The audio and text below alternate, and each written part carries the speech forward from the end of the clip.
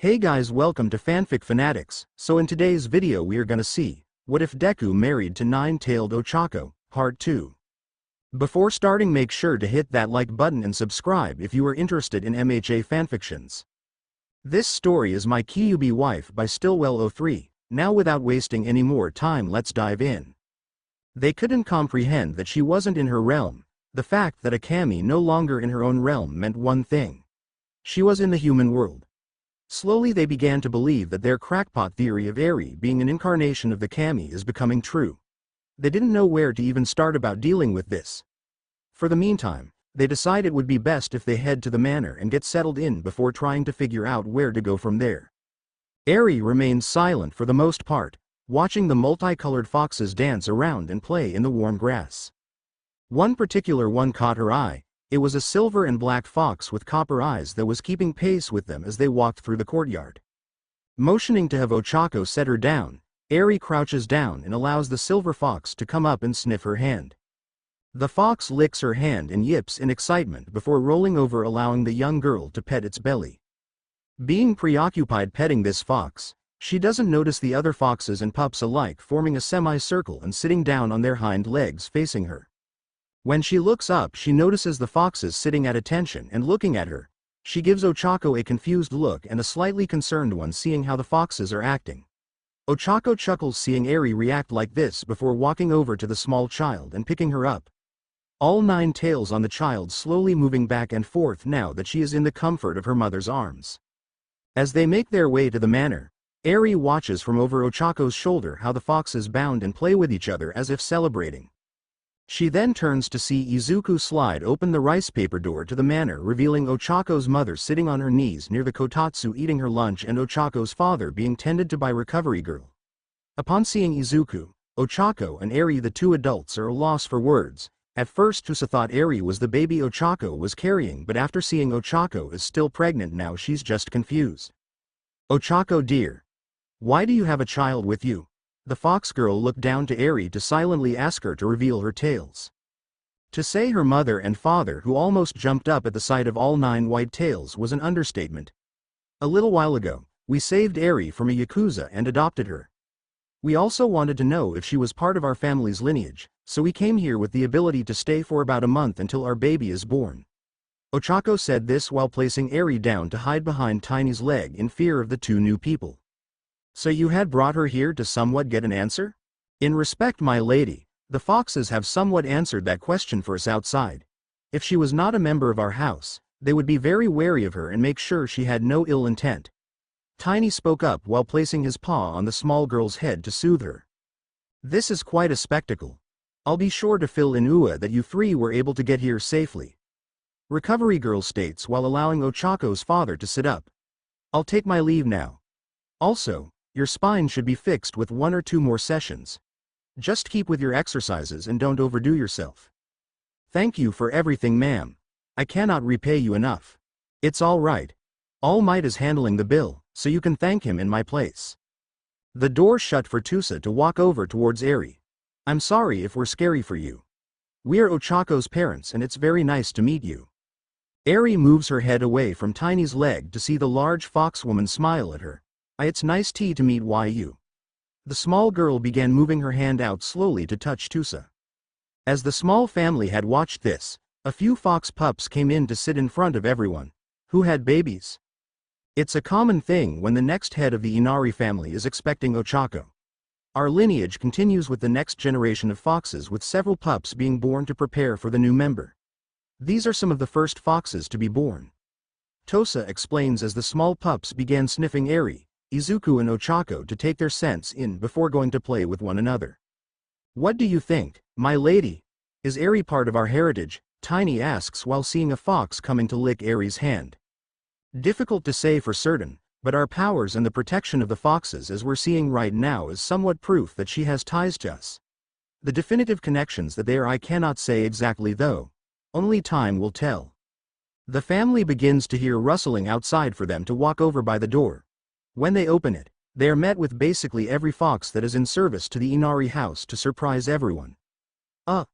Can someone explain to me why there's like 1,000 foxes here?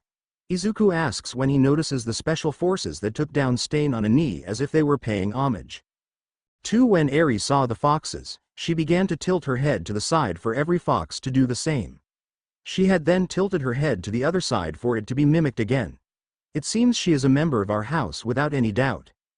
3. Tusa's comment is said as Eri wiggles her ears and gains the same reaction by the foxes. Thinking this is a game, Eri asks for a command.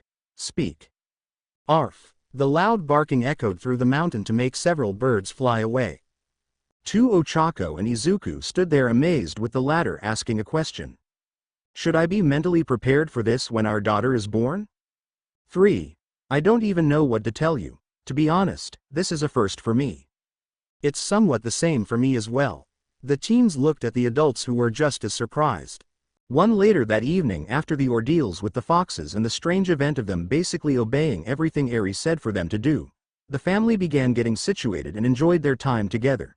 Since Tusa wanted to spend time with Eri, her and the girls had taken a bath together. This left Izuku spending some time in the monstrous spring with his father-in-law and Tiny. So, how would you describe your first experience with fatherhood? Maruki asks, offering Izuku a glass of scotch. I'm terrified. That's normal. I'm surprised you haven't asked about the scotch yet. I just thought you preferred it. Why do you like it? It reminds me of how I met Tusa. My parents were born in Japan but moved to the UK and met there. I grew up in northern Scotland with my father and he introduced me to the stuff. It reminds me of my folks back home. Figured I'd introduce it to my son-in-law since your family now too.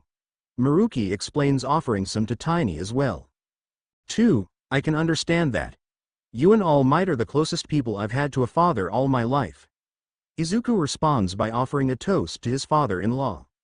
Well, I myself am a father as well though before you or some other folks get some weird ideas. I can become normal fox-sized but I prefer to be like this when talking with humans. I don't like being looked down upon, both figuratively and literally. Tiny explains. 1. You know we'd never look at you differently, Tiny. You're like a member of our family. But how did you meet your wife? If you lived in Scotland, that doesn't exactly make sense. I was over here 1 year during my dissertation work to visit some of my father's relatives. It's been a while since I was around the city, so I took a nice little stroll down the streets one night. Eventually, I found Dagoba Beach and some assholes were pissing on the Torii Gate and stealing the offerings from it.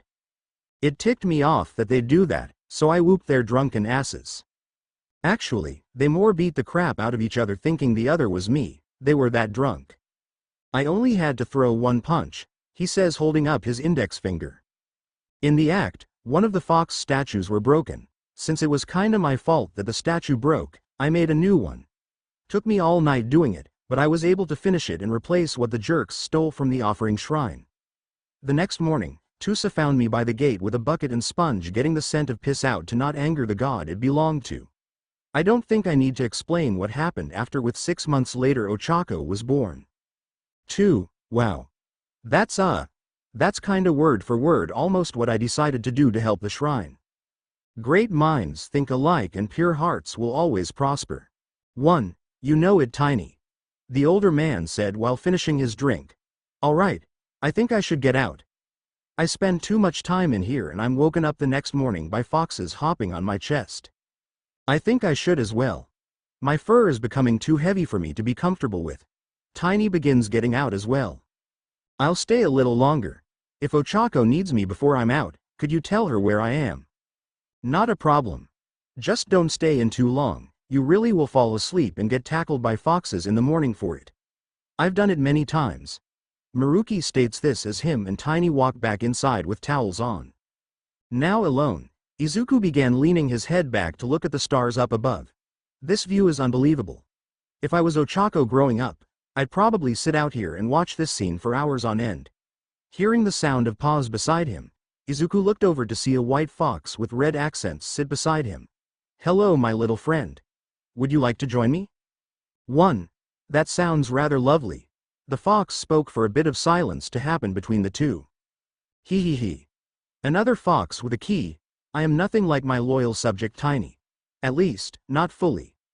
The small fox began growing 8 more tails to have 9 in total and transforming into a woman with snow-white hair possessing the tails and fox ears from the fox. 3-2. Ga. Izuku screams before sinking to his nose in the water and covering himself. Oh please. I've seen what you and Ochako have done through my subject's eyes. There is nothing on your body that I have not seen already. Who are you? Will you shut up before you attract the attention of others? I will explain everything right now, okay?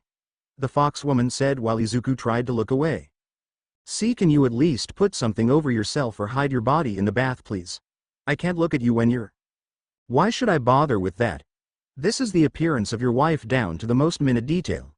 Izuku merely looked away sheepishly. The fox woman rolled her eyes before entering the bath.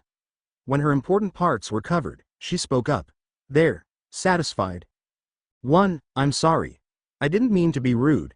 Now who are you exactly and what are you doing here? Izuku turned to not be fully capable of looking the fox woman in the face with a calm expression, but could look and not feel like he's cheating on Ochako. 2. I am the goddess of fertility. You know me more commonly as the fox goddess Inari. Izuku went wide-eyed hearing this. As to why I am here. I am here to discuss Eri with you and how she is one of my children. So she was born under one of your houses then?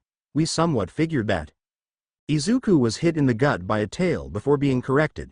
No, she is my biological daughter. 4. A silence was between the two with only one thing coming to Izuku's mind. Wait. You're a deity. How is that even possible? It is a difficult thing to explain, but I shall elaborate right now for you next head of the Inari house. Okay. Where should I begin asking questions? First off, how is she your daughter? Why was she with the Yakuza? And more importantly, why am I the only one you're talking to? Izuku shot off the 3 most important questions that were going inside his brain off for the fox goddess to sigh. 3. To answer your last question first, I am telling you due to you being the head of the house.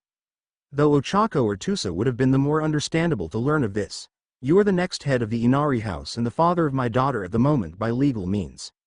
It is an older custom that has almost no merit in this age, but humor an old customed woman. I'm sorry, Lady Inari. Quite all right. Izuku looked away a bit, noticing the outline of Inari's body in the water. I suppose starting at the beginning is understandable. Eri's biological father is the head of another house of Inari. Or should I say, was. Inari went down into the water more for her head to be present.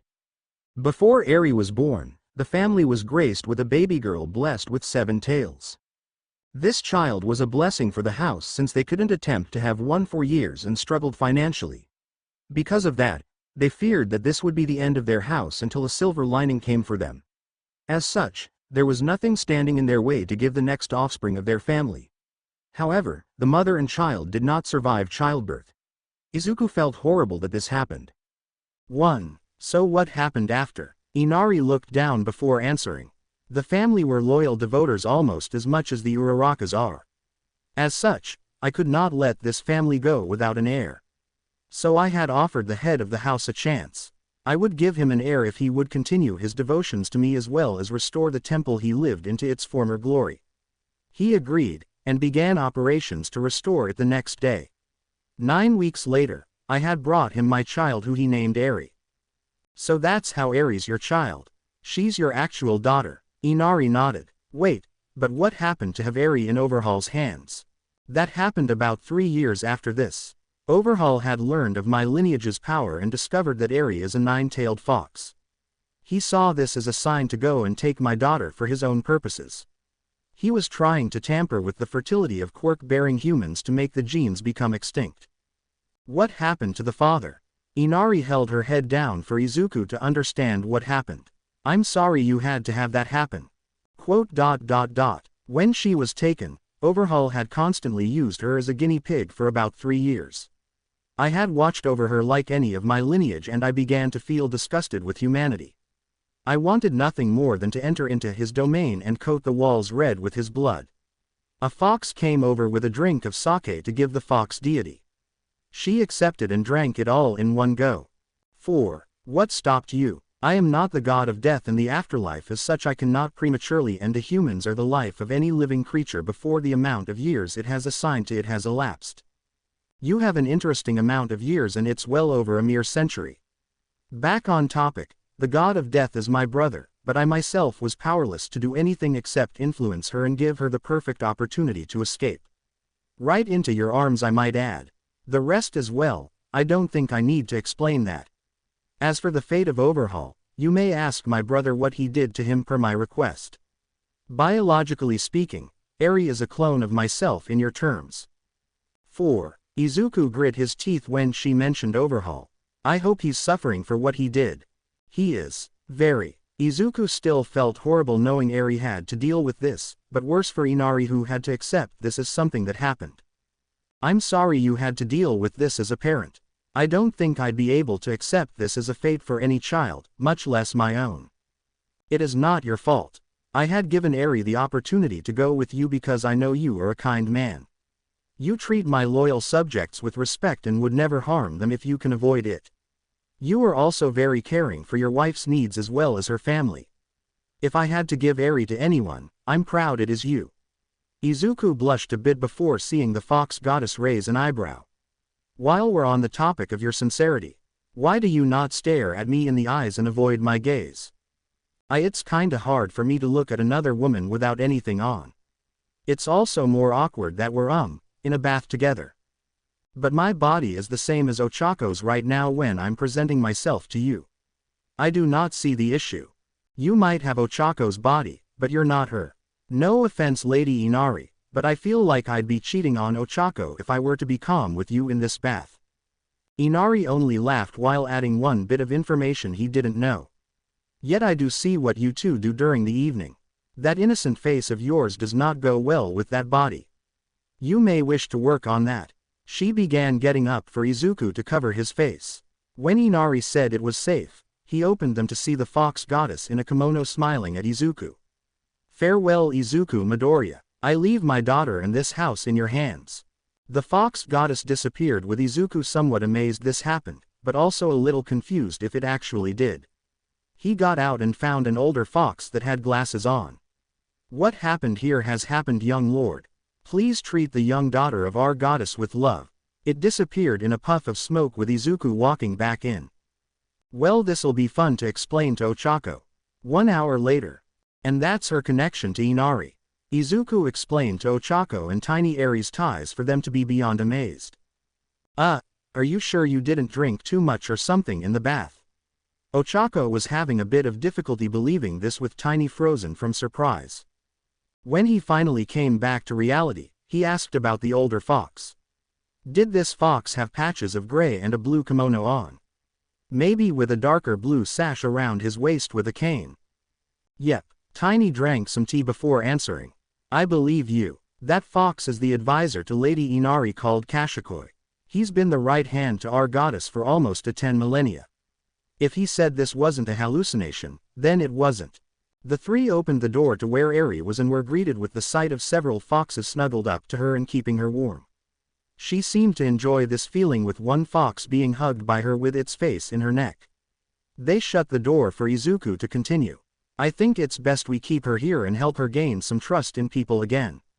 After what she's been through, I doubt she's not severely traumatized from the acts Overhaul did to her. Tiny growled a bit hearing his name with Ochako starting to yawn.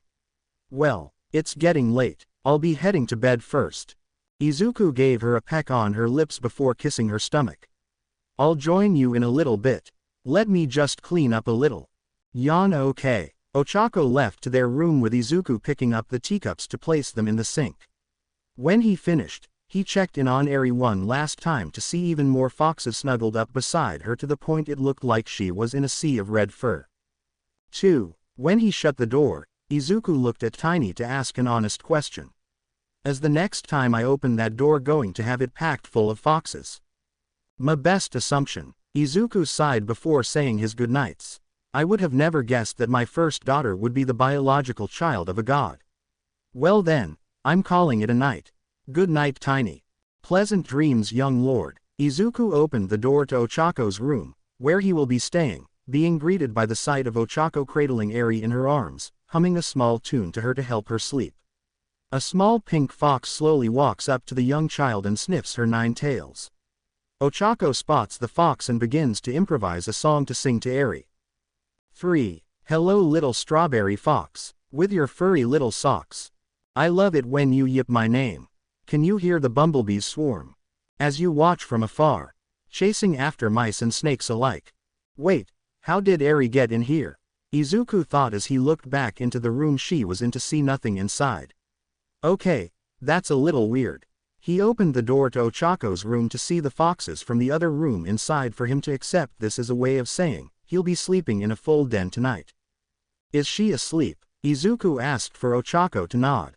He came in with the foxes making a hole for him before getting to the bed to hold both Ochako and Eri in his arms. The same fox that was being hugged by Eri before jumped into her arms again to make itself comfortable before being hugged again. She's asleep now, but she had a bit of a scare being by herself, so I brought her in here. Ochako smiled while saying this, having fond memories of sleeping with a bed of foxes, so to speak, around her. Good night Izuku. Good night Ochako. The two fell asleep with the sound of snores around them from their sleeping companions. Kitsu had decided to lay atop Izuku's head as his resting place for the night as his way to say he's the top fox to the others. 1. The next morning, Izuku began to wake up to the foxes around them the night before licking him uncontrollably for him to start laughing. Ha ha ha, come on, cut it out, ha ha, that tickles. When he was wide awake, the foxes grabbed parts of his clothes to carry him out of the room and into the living room. Glad to see you're up. Now, today isn't gonna be a bunch of lazing around. You have some training to do.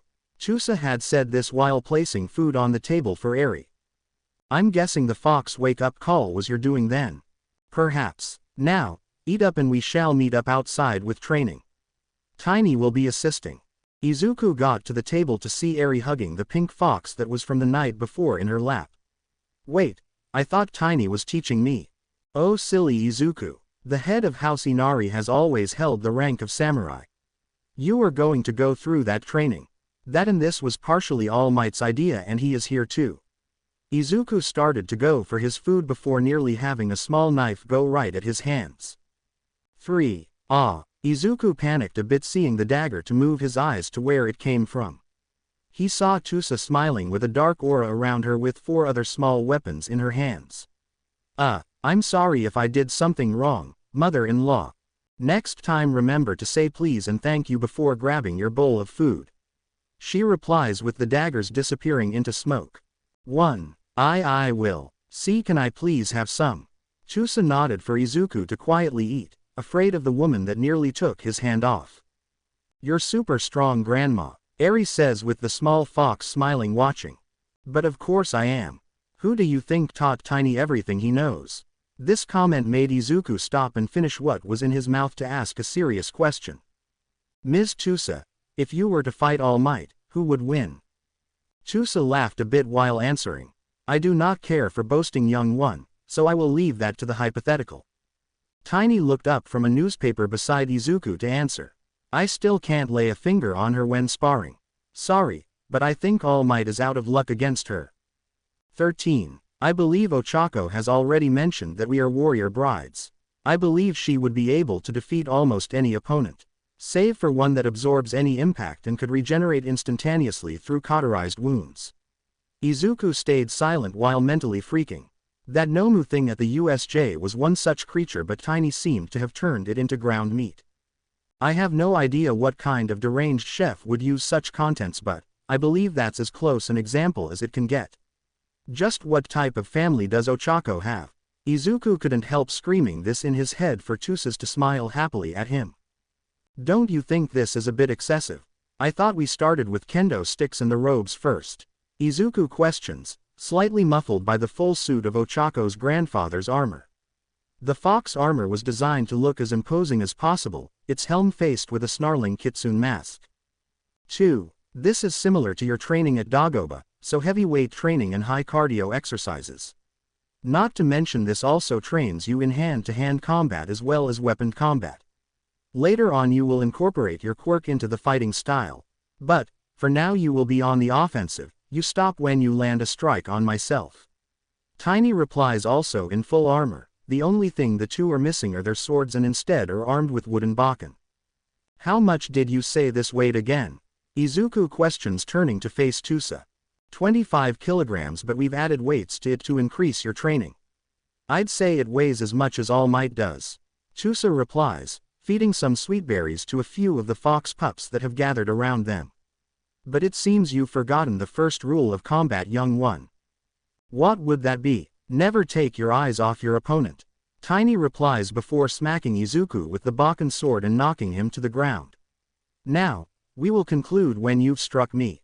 On your feet, Tiny commands as Izuku tries to stand up in the almost 560 kilograms armor. 5. If All Might weighs this much, then how is he so fast? I feel like I'm trying to push a car when I try to walk. It's like 600 kilos. He mutters to himself before tightening the grip on the wooden sword. Oh, I've lost weight, so I'm down to 560 these days. All Might responds, getting Izuku to deadpan at him, then narrowly avoid another attack from Tiny. 2. Tiny, please go easy on and try not to break my husband. I'm going to need him later. Ochako pleads with Eri sitting on her lap and the small strawberry fox sitting in Eri's own, yipping and nipping at Kitsu, who is nearby. 2. Of course, Lady Inari. Tiny replies before easily parrying a swipe from Izuku. So, Ochako, what do you plan on doing with Eri? I am aware that you need to fill out the formal adoption papers, but I believe there are other things that you must address revolving around what she has been through. Tusa says. Meanwhile, Eri is feeding strawberries to Kitsu and her pink fox, which she hasn't named yet. 2. Principal Nezu has asked a child psychologist and a specialist to come to UA to allow us to bring Eri to therapy. He also said we should get her a therapy animal, which she seemingly has already made friends with. Ochako explained, with Eri having both foxes now laying beside them, enjoying being petted by both her hands. Seems she's got you on a tight leash now, Kitsu. They went back to watching Izuku get himself clobbered by Tiny trying to get a hit on the giant fox. Seems Izuku has a long way to go. I wouldn't say that so much. Izuku found a way to read Tiny's movements to get close to him, with the OFA user nearly accomplishing the goal they sought out for. Izuku isn't exactly a master at these types of things, but he learns fast to adjust to the situation. His adaptability in any situation is borderline quirk-like, not to mention he has a perfect photographic memory. Kitsu moved onto Ochiko's lap with Eri to rest his head on her swollen pregnant stomach. He does seem to have some talent thinking outside the box, all things considered. Daddy is really cool, just like Uncle Tiny. Tiny heard this for a moment for him to feel a warm spot in his heart before letting his guard down to get a tap to the head by a badly bruised Izuku inside armor. Well, that was rather embarrassing. If you want, we can keep going, since it was kinda not your fault that you lost focus. No number. I gave this criteria, and you've succeeded regardless. Though, I wholly expected to be at this, most of the morning. Now that my training with you is complete for right now, you must train a different way. Samurai are experts in keeping their resolve in combat, practiced through the art of haiku. You are familiar with the rules of haiku, yes? Tiny asks, shedding his armor in a burst of fire. 3. Not off the top of my head, could you remind me? Yes. The poem consists of 17 syllables, the first line is 5 syllables, the second is 7 and the third is 5 as well. See the mat with the emblem of Inari at the edge of the hot spring. I want you to sit on your knees there and reflect on what is around you. Take in all the details and write a haiku in calligraphy on this scroll. Tiny reminds before handing Izuku an ink well and a glass dip pen. While your father writes his haiku, what should we name this little one? Tusa asks Eri, who is holding the baby pink fox. Ichi. Eri replies. First, strawberry and first fox. She smiles, petting the soft fur on Ichi's tail. Ah, a nickname much like Kitsu. Well, I think it fits him really well. Tusa smiles, putting a hand on her expectant daughter's stomach, feeling her grandchild kick her hand. All right, I'm done, Izuku says, showing Tiny the parchment. Let me read it. Meandering thoughts. There's 5 good, a red, cunning fox chases, there's the 7, in spite of the wife. Well, it is formatted well, but you didn't look deep enough into the surroundings. Not to mention your wife hasn't scolded any foxes for chasing each other. You need to meditate on your surroundings, the air, the peace, the less obvious things. It could revolve around yourself and your inner power. Think deep, use your other senses because your eyes can be blind to the obscure as well as the things right in front of your face. Tiny lectures walking Izuku over to the hot spring and catching a falling sakura petal before gently setting it on the surface of the water. As they did this, Ochako decided it was best to do some of her duties as Shrine Maiden and to take Eri along. Come on Eri, we've got some chores that need to be done. Okay mommy. The two got up and began walking to the cupboard where the fox food was. Since you're going to be my daughter, that means you could be one of our Shrine Maidens. So that means when you take over at 10, this will be your job. She pulled out a large sack with food for the small animals inside it and headed to the communal den they shared. There a large amount of them came out and sat in front waiting for their meal. Every day, we need to feed the foxes for their loyalty to us. One time during the day, one time during the night. This is so we can feed the day and night foxes that protect us in the land we live on. 2. The foxes started charging for the food when it was put down to make Eri giggle a bit. They look happy. Of course they are, but they can also steal things from you since it's in their nature, so don't come here with something valuable unless you want to climb into the hole and find it. When I was little, this guy here always stole my chicken nuggets. Ochako pointed to a silver fox and on cue it spun about and yipped at her, causing Eri to giggle at the animal's reaction. 6. The two finished feeding the small animals to continue to their next stop. Next destination will be out front where we'll be cleaning the walkway and purifying it with holy sake. This will ensure that this land is blessed by Goddess Inari since the sake is made by her loyal servants that make it in homage to her. The two went up front to begin the sweeping process which, since Ochako is pregnant, she merely uses her quirk to levitate the brooms and sweep off the stony steps and pathway. On average, this would take her about 2 hours to do before being able to place the holy sake down. She taught Eri a way to pray and thank their goddess for her constant protection of their land. What now mommy? Now we go down to Dagoba Municipal Beach where our shrine is and give an offering to Inari for a way to appease her.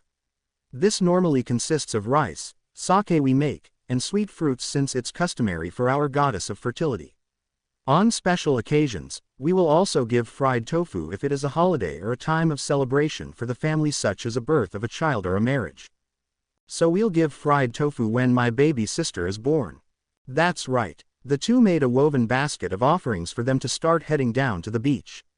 Oh, I forgot to mention one final thing when you are the next Shrine Maiden. If someone cleans the shrine that did it for no monetary gain and solely out of the kindness of their pure heart, you will marry them. 5. What's marriage? Is that some kind of food? 12. You'll learn soon enough little one. Ochako says with a smile as the two leave the estate and make the trip down the staircase to Dagoba. While the Kyubi and Kitsune make the journey from the temple to the beach shrine, Izuku continues meditating on his surroundings. Remembering back to the apparitions he saw at the sports festival, 7 spirits looked back at him from an open gateway to the main arena. He recalls All Might saying that he is the 9th successor of One for All. Could these spirits be the previous 7? The running water and chirps of the young foxes fill the air as he quietly contemplates on the events that had happened. Feeling a surge of power within him, he moves the glass ink pen. My path is not clear. 8 spirits guide my journey. My power was theirs. When he opens his eyes again, the kanji he had written staring up at him, reading it aloud to himself, he grins seeing his work before placing the glass pen back in the inkwell and returning to Tiny. The large fox opens one of his eyes to gaze at the new head of the house and then sees the haiku he had written. I enjoy this one, very open-ended and not at all on the obvious but merely on one thing you have told me in All Might. That's the second time you mentioned those ghosts, young Midoriya. What did they look like? All Might questions reading the haiku his successor had written. All I saw was the silhouettes of them, no actual form or anything like that, but there were 7 of them and all their eyes glowed. That's it, but I can still feel that they are nearby. Izuku responds. This is quite interesting indeed.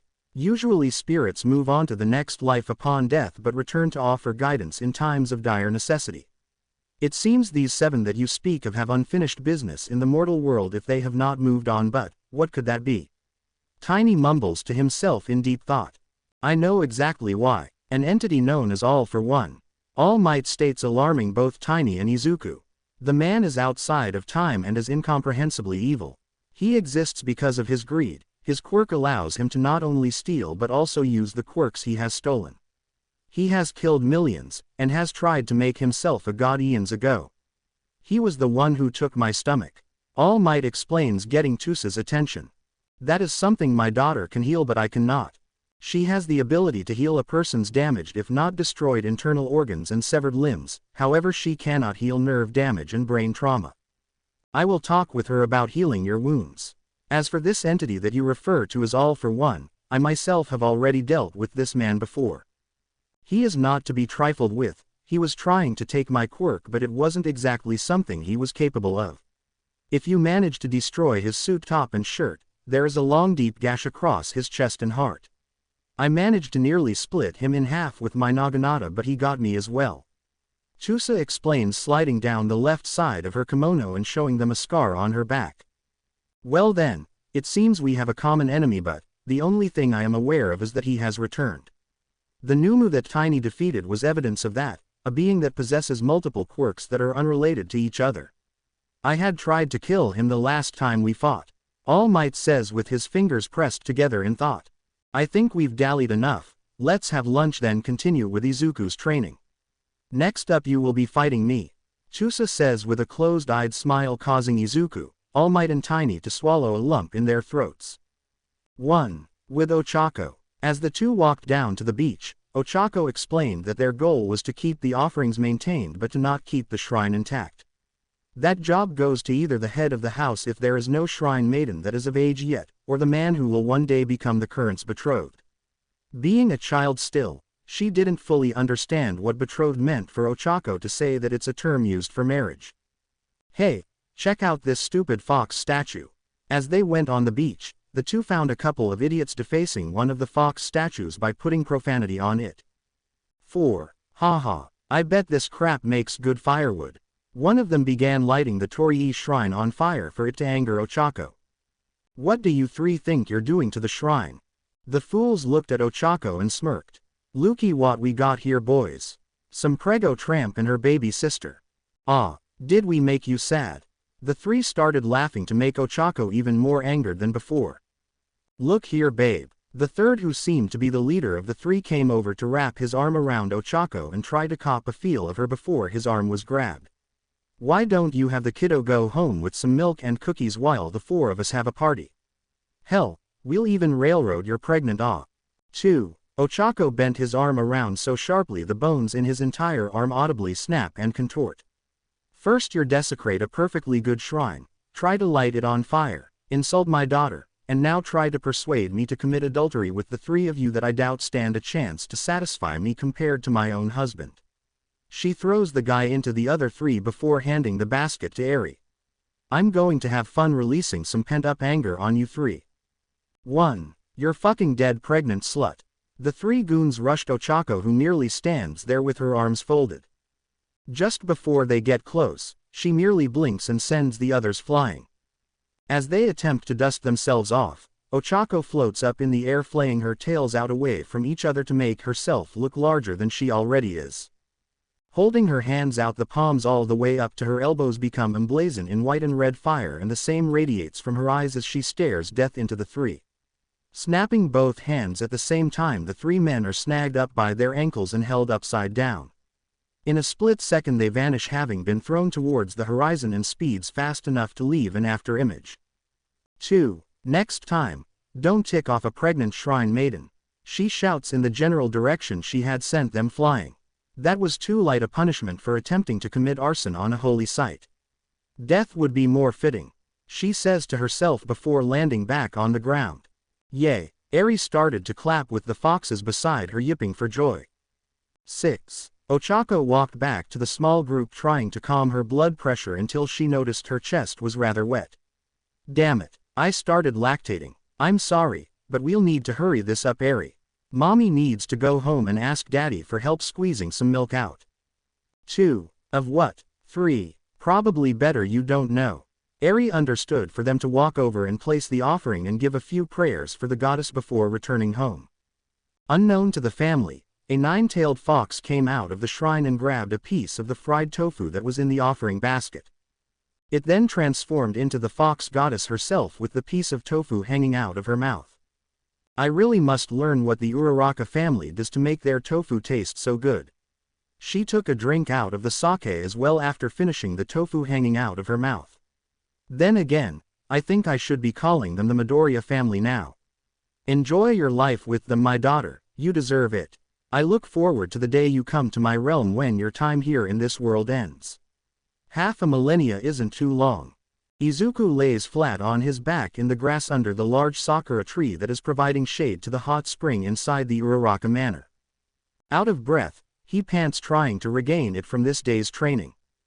This particular one, All Might had his heroic, slightly sadistic hand in the matter with the form of training he put his student through. Endurance training, and not the fun kind of endurance that dictates how long he can fuck the brains out of his wife for. No, the kind of endurance that dictates how many punches and attacks he can take from villains without passing out or falling over. All Might reverts back to his Skelemite form and looks down at his successor, who is sprawled out on the grass in full armor except for the mask. Sweat matting up his hair, causing it to be stuck to his forehead, and his complexion slightly reddened by the exercise. 4. I think we can call it here for today, young Midoriya, All Might says, looking down at his completely exhausted successor. Need some water? Yes. Izuku responds before finally taking a single deep breath and begins to try to stand up, grabbing the hilt of the bakken for support and stabbing it into the ground to hoist himself up. All Might passed him a bottle of water for him to practically chug the entire thing in seconds of putting it to his lips. He then opened his mouth to gain some much-needed air before seeing Eri come running over. Daddy, Mommy said she needed you in your room. Izuku knelt down to her level and patted the small fox girl on her head, making her tails wag in happiness. 2. Thank you for letting me know, sweetheart. How about you play with Tiny and the other foxes? He then looked at his mentor, who gave him a thumbs up before allowing the OFA user to leave. Upon returning to his and Ochako's room, Izuku noticed Ochako's top half of her kimono down, holding her chest. Izuku, any chance you can give me a little hand here? Izuku nodded with a bit of a blush while sitting Ochako on his lap, beginning to suck her breasts. Because her due date was so close, Ochako had begun lactating constantly, so much so it's gotten to the point it could fill gallon containers fairly easily. She however didn't want it to go to waste completely, so she asked Izuku if he could drink it for her in an attempt to also get a little personal time with him. Giggle, the way you're sucking makes you look like a baby. Maybe I should worry about not having enough when she comes. Ochako placed her hand on her swollen belly that looked as if it was ready to burst at any moment. 2. Izuku pulls his mouth off her breast to caress her stomach as well. I'm sure that our baby will have more than enough the way you're producing milk. Oh, you. The two remained in their spot in a bit of bliss before Ochako felt a bit of pain. You okay? Yeah, just a bit of pain. It feels like she's ready to come out soon. Doing the math, both figured it would be soon for their daughter to be born, within the week at the earliest and at the latest by the following Friday. Izuku's been diligently preparing for this the best he could by putting together a cradle for the small infant, reading up on do's and don'ts for parenting, as well as obtaining any advice he could from Tusa and Maruki on how to raise a kitsune baby. I hope she likes Eri. 2. I don't think that's a problem. The class when we go back is going to be the problem. Especially Bakugo, if he lays a finger on one of us while we have our baby off. Ochako stopped feeling a bit of pain.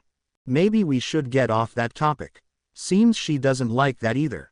2. Fair enough. When do you go back for the final exams? Tomorrow morning. Due to the fact they were out of UA for the moment, the two had to prepare for the final exam and take it at the estate for the written part. Aizawa had come to see them along with Midnight, for the latter to almost gush seeing Ochako so far along and constantly felt for kicks. It surprised both of them that the supposed R-rated hero actually had a soft spot for maternity. They did however point out that Izuku had to return to campus on the day of the physical portion, which Ochako was exempt for obvious reasons. I don't want you to leave yet. I want to cuddle you more. Ochako grabbed Izuku's waist and began hugging him, for the green-haired boy to scratch behind his wife's ears to satisfy her. I know, but I'm sure that things'll be easier tomorrow. I'll go in, take the exam, and leave. Before you know it, I'll be back here with you. That's good to hear. Ochako moved down to Izuku's face to kiss him and push him back a bit. But I'm using all the time I have right now to spoil myself to make up for that. She pulled his shirt off to feel his muscles and positioned themselves to have Izuku behind Ochako, cradling her in a defensive manner. I am glad she isn't mad I'll be in a school with other women, or that may end badly. 4. The next day, Izuku walked back onto the campus of UA and went right to the changing room, holding a much bigger briefcase that held his new armor as well as his katana across his back. He then was escorted to his classmates, who were for the most part happy to see him again. "Hey, Midoriya," Kirishima shouted with everyone circling him. "How ya been, man? Is Ochako here with you? Have you had your kid yet? How's your vacation going for you?" Iida walked up in between everyone to try and stop the 20 questions. "Everyone, Midoriya was not on any form of vacation from what I have been told. He is here to take the physical test alone, and the other Midoriya is still at the estate her family has." "It's fine, Iida, I'll answer the questions. Besides, it's good to see you guys too." Izuku started down the line with Kirishima's question first. "I've been well, and so has Ochako. She couldn't come today, and it's probably for the best since she's far enough along where merely walking a short distance is hard on her. Not yet, but it should be another week or two before she is born. And as Iida said, I wasn't on vacation and actually worked my butt off trying to get stronger. I'll believe it when I see it." Bakugo scoffed, looking somewhat pale with scars over his body. Izuku stared and smirked, motioning for them to come see what's in his new case. As they gather around him, he clicks off the latches on the large briefcase he is holding. As it opens, a full suit of samurai armor on a stand emerges from the briefcase, and a similar mask to the one for his own hero's suit sits on the face. The helmet was accented with fox fur, creating a fake wig of sorts behind the helmet.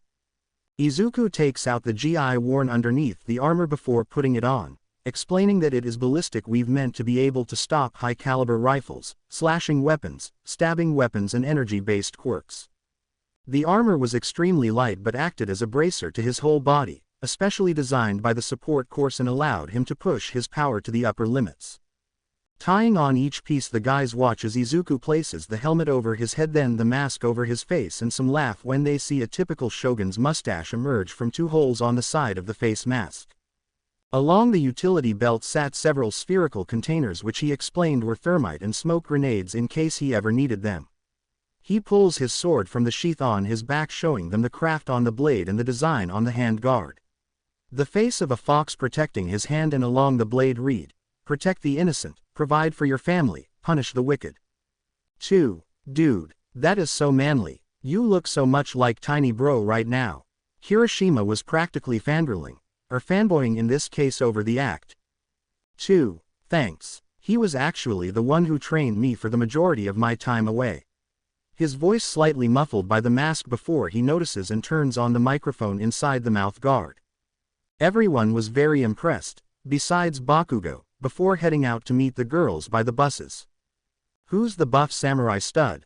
Ashido asked for Izuku to pull the mask off for the girls to stare blankly. Midoriya, it's nice to see you again. Is Ochako here with you?" Yaoyorozu asked, trying to keep herself composed, but in reality is having a massive history nerdgasm, seeing her friend looking like a true samurai lord of olden days. 7. Sorry, she had to stay behind. It's getting really hard for her to move around, and I didn't want to have her overexert herself. She's exempt from her practical portion, but in her place, I have to take 2 exams today. The girls were somewhat saddened they couldn't see their friend again, but understood she couldn't come due to medical reasons. "So Midoriya, what does Ochako's breast milk taste like? You've gotta have put those mega milkers in your mouth by now." "I'd sure love to," Mineta said in a rather pervy manner for the girls to prepare to kill him. 6. I kinda want to know too, if you're down, I'd. Mina says before whispering in Izuku's ear, which causes his face to turn slightly red.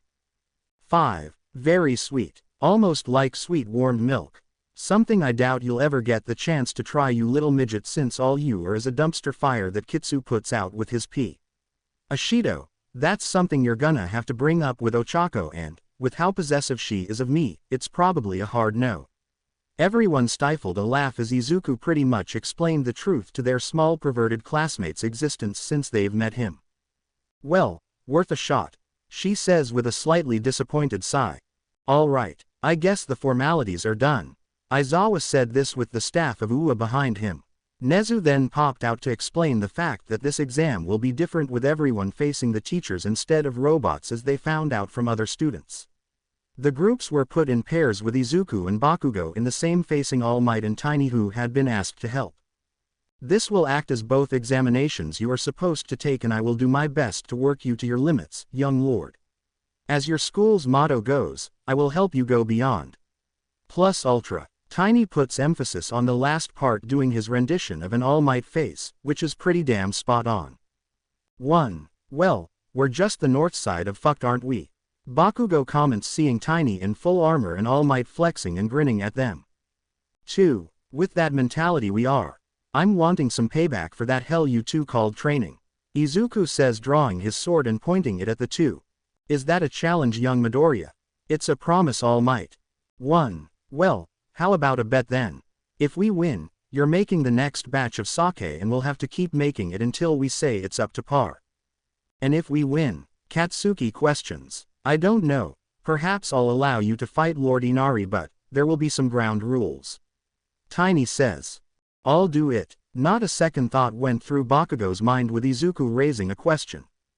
That doesn't benefit me though. I think I can throw in a nice little ante of my own. How about I give you and Ochako a few tickets to stay at Miyagi-Zao, Fox Island? That was actually where Ochako told me she wanted to go for our first anniversary, so deal. Izuku practically shouts this knowing Ochako will be over the moon knowing Izuku had the ability to give one of her dream locations to visit to her. The groups went to the buses and prepared to head out to their testing locations. When they did, Bakugo seemed to act the lone wolf before Izuku held his blade to his neck. You come between me and giving my wife this chance, I'll fucking gut you. 4. Hey, wonder what kinda training that overgrown scavenger did with you for you to finally grow a pair. Fine then. Izuku put his sword back in before saying something to the training. The nerve wasn't Tiny's doing. It was Lady Tusa's, Ochako's mother. That just scares me you grew a pair thanks to some scary-ass gargantuan bit. Do not insult my mistress. Tiny shouts before practically appearing out of thin air with the 7-foot-long sword held high above his head. Before Bakugo could even react, he instinctively closed his eyes expecting pain only to see a spark through his eyelids. Opening them he sees Deku parrying the blade with one hand holding the sword and the other still holding the sheath by his side. 2. You just had to go and say something stupid. Do me a favor and put a sock in it for 15 minutes. Izuku says before activating One for All and pushing back the Titan Fox creating another spark against the two swords. Bakugo watched in amazement as the two clashed before seeing the horizon coming closer. All Might threw a punch from all the way down the city creating a miniature dust storm through the entire fake city. Oh, crap baskets, he says seeing the horizon getting closer and closer. Up top is a fanart done by a buddy of mine in Hollows of Ochako as a kitsune. Respect to him and his work. Enjoy. 6. Izuku and Bakugo were sent back by the shockwave from the blonde crow. Getting back up the notice Tiny coming forward to punch Bakugo in the gut. Gah, why the fuck is this fox so strong? He used what breath he still had left after having the wind knocked out of him to say this before going flying into a building. 1. That serves you right for insulting my mistress. Tiny then looked at Izuku holding his sword in hand. Now it is time to see what your training has done for you young master. Both charged at each other with their blades for them to repeatedly block and strike one another. The sparks from the blades danced around them as the area started to have cuts in the pavement from the force of each strike. From the outside, it looked as if they were evenly matched, however Tiny and Izuku knew that the fox was just a bit stronger with each strike to slowly but surely make him lose ground. How about a little Detroit smash? All Might gave an uppercut to Izuku to send him into the air with Tiny jumping up attempting to attack him. This was thankfully blocked by Izuku allowing him to recover and land on the ground safely. This won't be easy. Tiny and All Might separate are one thing, but combined they're not a force to be taken lightly. Meanwhile, I've got Kachin that refuses to work with anyone. Izuku calmed himself while channeling OFA in his body. I was hoping to at least have someone like Yaoyorozu or Iida who understand teamwork better. Heck, even Todoroki would be better even if he can't comprehend teamwork as well as everyone else. Dee. Bakugo came charging out of the rubble to attack All Might. The pro hero easily dodges the attack and grabs Bakugo by the back of his neck. Izuku came back to knee the pro in the face to try and get him to let go with some success. Cough, I didn't ask for your help. Oh, shut up, asshole. You think I'm happy saving your ass? I would have preferred All Might to beat the crap out of you. On cue, the pro hero reappeared, dead set on attacking Izuku. The OFA successor tried to evade and use the back end of his sword to avoid any dangerous injuries. While this occurred, Tiny was storming to Izuku to take him on before being stopped by Bakugo. This is for the gut-shot flea bag. He let loose an explosion into Tiny's stomach, only managing to get him to budge. Too much for ya. Guess you can throw a punch but not take one. Tiny stood back up while cracking his neck like it was nothing. It would appear you have been misinformed about my capabilities yet again, Jester. Remember when I said I wasn't crazy enough to fight All Might? I lied. He isn't crazy enough to fight me. Both of them swallowed a lump in their throats hearing this. Also, I had a flea bath yesterday. 4. Oh, you've got to be shitting me. Katsuki says as Tiny turns and grabs the front bumper of a truck before lifting it over his head with a single hand and throwing it at the two of them. In a movement faster than Katsuki's eyes can see, Izuku touches the handle of the sword before the truck is bisected, cleanly falling away, leaving them unscathed. 2. Get your head in this, dammit. Izuku shouts, smacking Katsuki with the pommel of his sword, trying to get him to snap out of it. Think of how badass it would be to take down someone stronger than All Might. Izuku says, trying to entice Bakugo to get into the fight. I know you're playing me, but you're right. Leave him to me. Katsuki grins evilly, cracking his knuckles and setting off explosions in his hands. 8. Sometimes I wonder if he's just born stupid or him having such an inflated ego had something to do with this. Maybe he was also dropped on his head as a baby. Or I might have missed the part where someone shoved his own head up his ass. Izuku came at Tiny once again while Bakugo tried to gang up on the fox. For the most part, the two were able to push the giant fox back, but All Might stepped in to nearly take them all down with a Texas smash. In the heat of the confusion, the two retreated to try and gain some distance for now and come up with a plan to take both down, or at least one, to avoid having their attentions continually divided. So what the hell is the plan, nerd? Why do you think I'm the one with the plan? 'Cause you're the asshat that wanted us to fall back. Grr. One of these days, I'm gonna mumbling. Izuku thought for a moment before answering.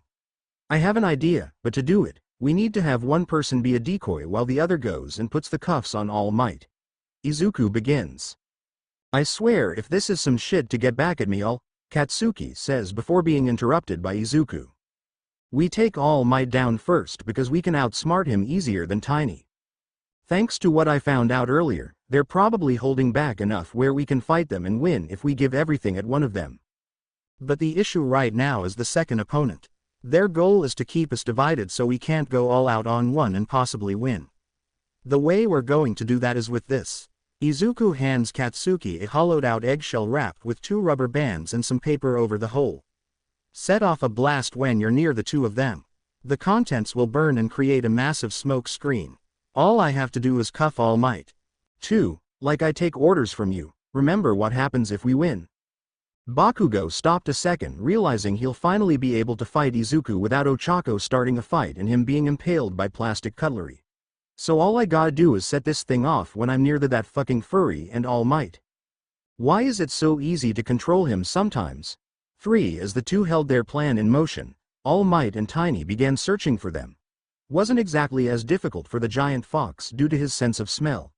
So are you like, part bloodhound or something? I find that disrespectful and would rather you not degrade me to the works of a filthy dog. But foxes are somewhat like dogs, aren't they? By how we look, perhaps. But I am nothing like a dog. The two heard explosions coming from a direction to head over there, expecting it to be Bakugo. As they went towards the area, they noticed that there was nobody around. Tiny started sniffing around before looking upwards to see the ash blonde falling towards them. Prepare to die, you stupid mutt. A frontal assault is suicide for you, and stop making remarks to me being related to dogs. As Tiny prepared himself, a small ball came at him with a fuse lit. So that was their PLA. Boom. A massive smokescreen immediately surrounded the two of them, making them cough and sputter from the compound. Now's my chance. Izuku stormed in to find a wrist to plant the cuffs on, while Bakugo went for Tiny and sent him out of the smokescreen's vicinity. Seems I underestimated your knowledge, young ones. The smoke subsided before showing All Might with the cuffs on, while Izuku and Bakugo prepared to fight Tiny. This shall be most interesting, he says before opening his empty hand. In a puff of fire, another sword appears in his hand before his fingers wrap around the ornate handle. Oh, for fuck's sake. Should have figured this wouldn't be as easy as I'd wanted to. Izuku went at Tiny first to draw his attention by forcing him into a sword fight. Meanwhile, Bakugo went behind to try and attack him, to almost get smacked by his tail. Just what is wrong with this jacked fox? Tiny moved back to try and attack Bakugo, with him leaving his back open for Izuku to come at him. He prepared to take both on at once before Bakugo pulled a component to his gauntlet up. Out of the way, Deku. Bakugo pulled a pin for Izuku to use 20% of OFA to push himself out of the way. I guess this was my defeat. A massive explosion came for Tiny to be engulfed in the flames. When the smoke cleared, Tiny fell on one knee out of breath and singe, allowing Izuku to run and place the cuffs on him. This signaled their victory, with the two letting out a huge sigh. Welp. Izuku was cut off by Bakugo punching Izuku in the face. What the fuck, KAACHAN? Our deal. He held a satisfied smirk on his face before walking away. I thought we were supposed to fight. That was the fight, and I won. 5. Do you wish me to beat him up, young master? Let him have his moment. Just don't tell Ochako I was punched by Kachan, please. I'm worried she'll go full postal on him. Fair enough. I do not wish for her to go into labor while teaching that fool some manners. Not the best way to bring into the world the next generation of the Inari bloodline. After the exams. So, how was it? Ochako asks, greeting Izuku as he gets back from the school. I had to fight All Might, Tiny, and Kachan, who was also supposed to be my teammate. He put up more of a fight trying to work together than All Might and Tiny did. At least we passed, though. Izuku responds by slumping into the arms of his expectant wife. Well, that sounded like it sucked. She responds by running her fingers through his hair. Mineta somehow passed his final but was promptly expelled from the hero course, and we're getting Shinso moving into the dorms next week for the start of the next semester. 13. Well, that's good. How about we go take a bath then? Wash all that debris off of you from today. Ochako beckons. Without the energy to protest, Izuku merely allows her to levitate him to the outdoor hot spring. Getting undressed and walking in, the two enjoyed a relaxing moment together while washing one another. During this, Izuku took note of how large Ochako's stomach is and how she seems to be getting more and more tired lately. Thinking this was part of her pregnancy almost coming to terms, Izuku paid this little mind to finish scrubbing his wife's back and allowing them to head into the hot spring.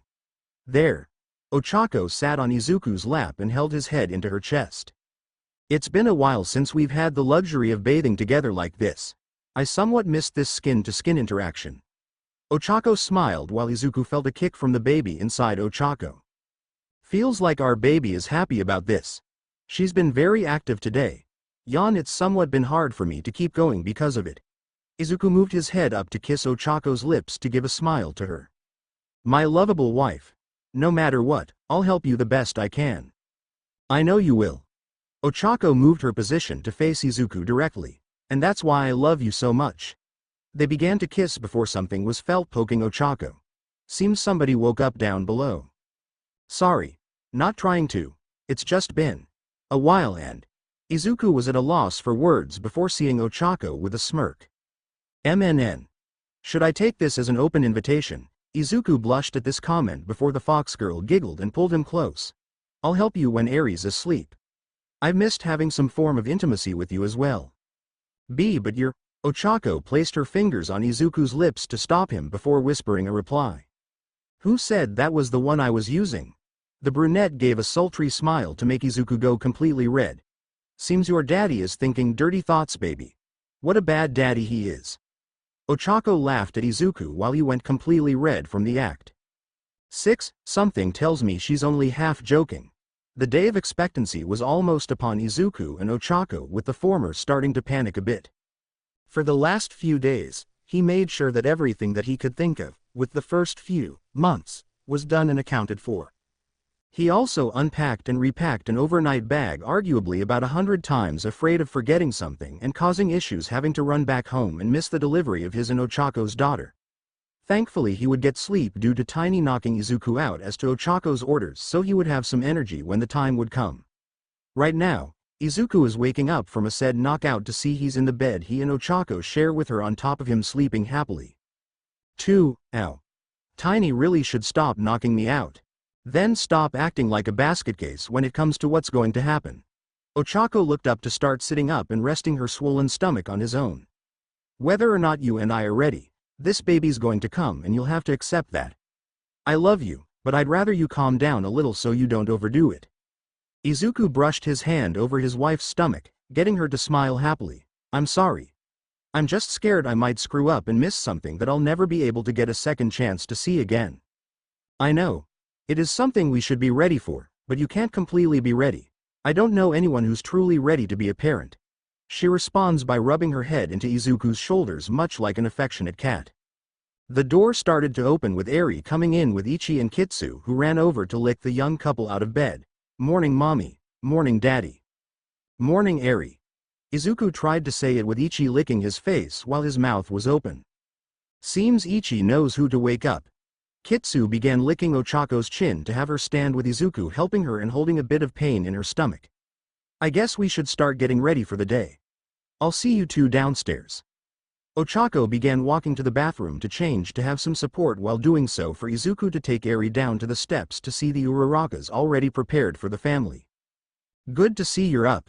How's Ochako today? Tusa asked while placing Eri's breakfast down on the table with Izuku putting her on the chair. She's all right from what I can tell. She is getting more sharp pains in her stomach from time to time though, if that means anything. She's getting close. I wouldn't be surprised if she'd pop today, Tusa said in a bit of a chuckle to scare Izuku. Ochako began coming down while placing her hand on the wall for support. Izuku immediately came over to help her before she was sad by Eri. Hi mom. Hi Ochako. How did you sleep? Fairly well. Izuku's abs don't help since they're kinda hard to rest on, with the occasional poke not helping either. Tusa looked at Izuku with a smirk while his sweat dropped. It's not like that. I just had fatigue is all. Sure it's fatigue. She continued to pester Izuku as they sat and ate breakfast. When they finished, Eri and Ochako began doing their daily routine for them to have more trouble today than normal. Seeing this, Izuku began following them in fear for his wife's safety and noticed they were moving a little slow. In the act, Tiny was noticing a bunch of foxes circling Izuku trying to get him to play with them. He tried to shush them the best he could before hearing Eri shout. Daddy. He turned to see Ochako on her knees holding her stomach in pain. Ochako. He rushed to her and noticed she looked like she was in a great deal of pain. Are you okay? My stomach. It hurts. Tiny rushed over to notice something that made him realize what was going on. Her water broke. Ochako is going into labor. On instinct, Izuku picked Ochako up and rushed her to the nearest hospital with OFA. Seems he was rather quick on the situation, Tiny said while Eri looked worried. 2. Tiny. Will mommy be okay? Tiny placed his hand on her head and rustled her hair. She will be all right. She is just going to bring your new little sister into the world. But let's go grab the bag your father forgot to grab. They walked back to the house to pick up the overnight bag and tell the Uraraka family of the news. One at the hospital, Izuku ran through the city at speeds not even cars were going to make it to the hospital in 1.29 minutes exactly. When he arrived, the OFA user went right to the maternity ward with his pregnant wife in arms. 3. C. Can I help you, sir? The front desk worker asked with fire alarms going off from the trail left by Izuku. 9. Please. My wife is going into labor. Wasting no time, the attendant called for people to bring Ochako in as quick as they could while having Izuku follow. He was given a gown and mask so he could join in the room while this was happening. The two had gone over what to do in this situation several times, with them agreeing to being offered morphine to aid in the pain.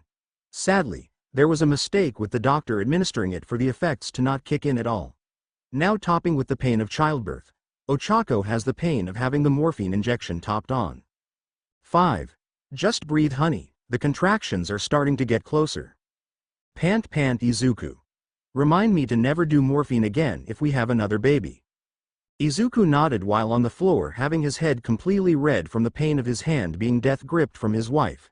How much longer? Just a little longer and we can begin the process, sir, the doctor said as Izuku bent a nearby table leg from his own struggles. All right, Mrs. Midoriya. I need you to keep calm and push when I ask you to. Ochako nodded while holding in her tears from the pain. Now on the count of 3, I want you to push.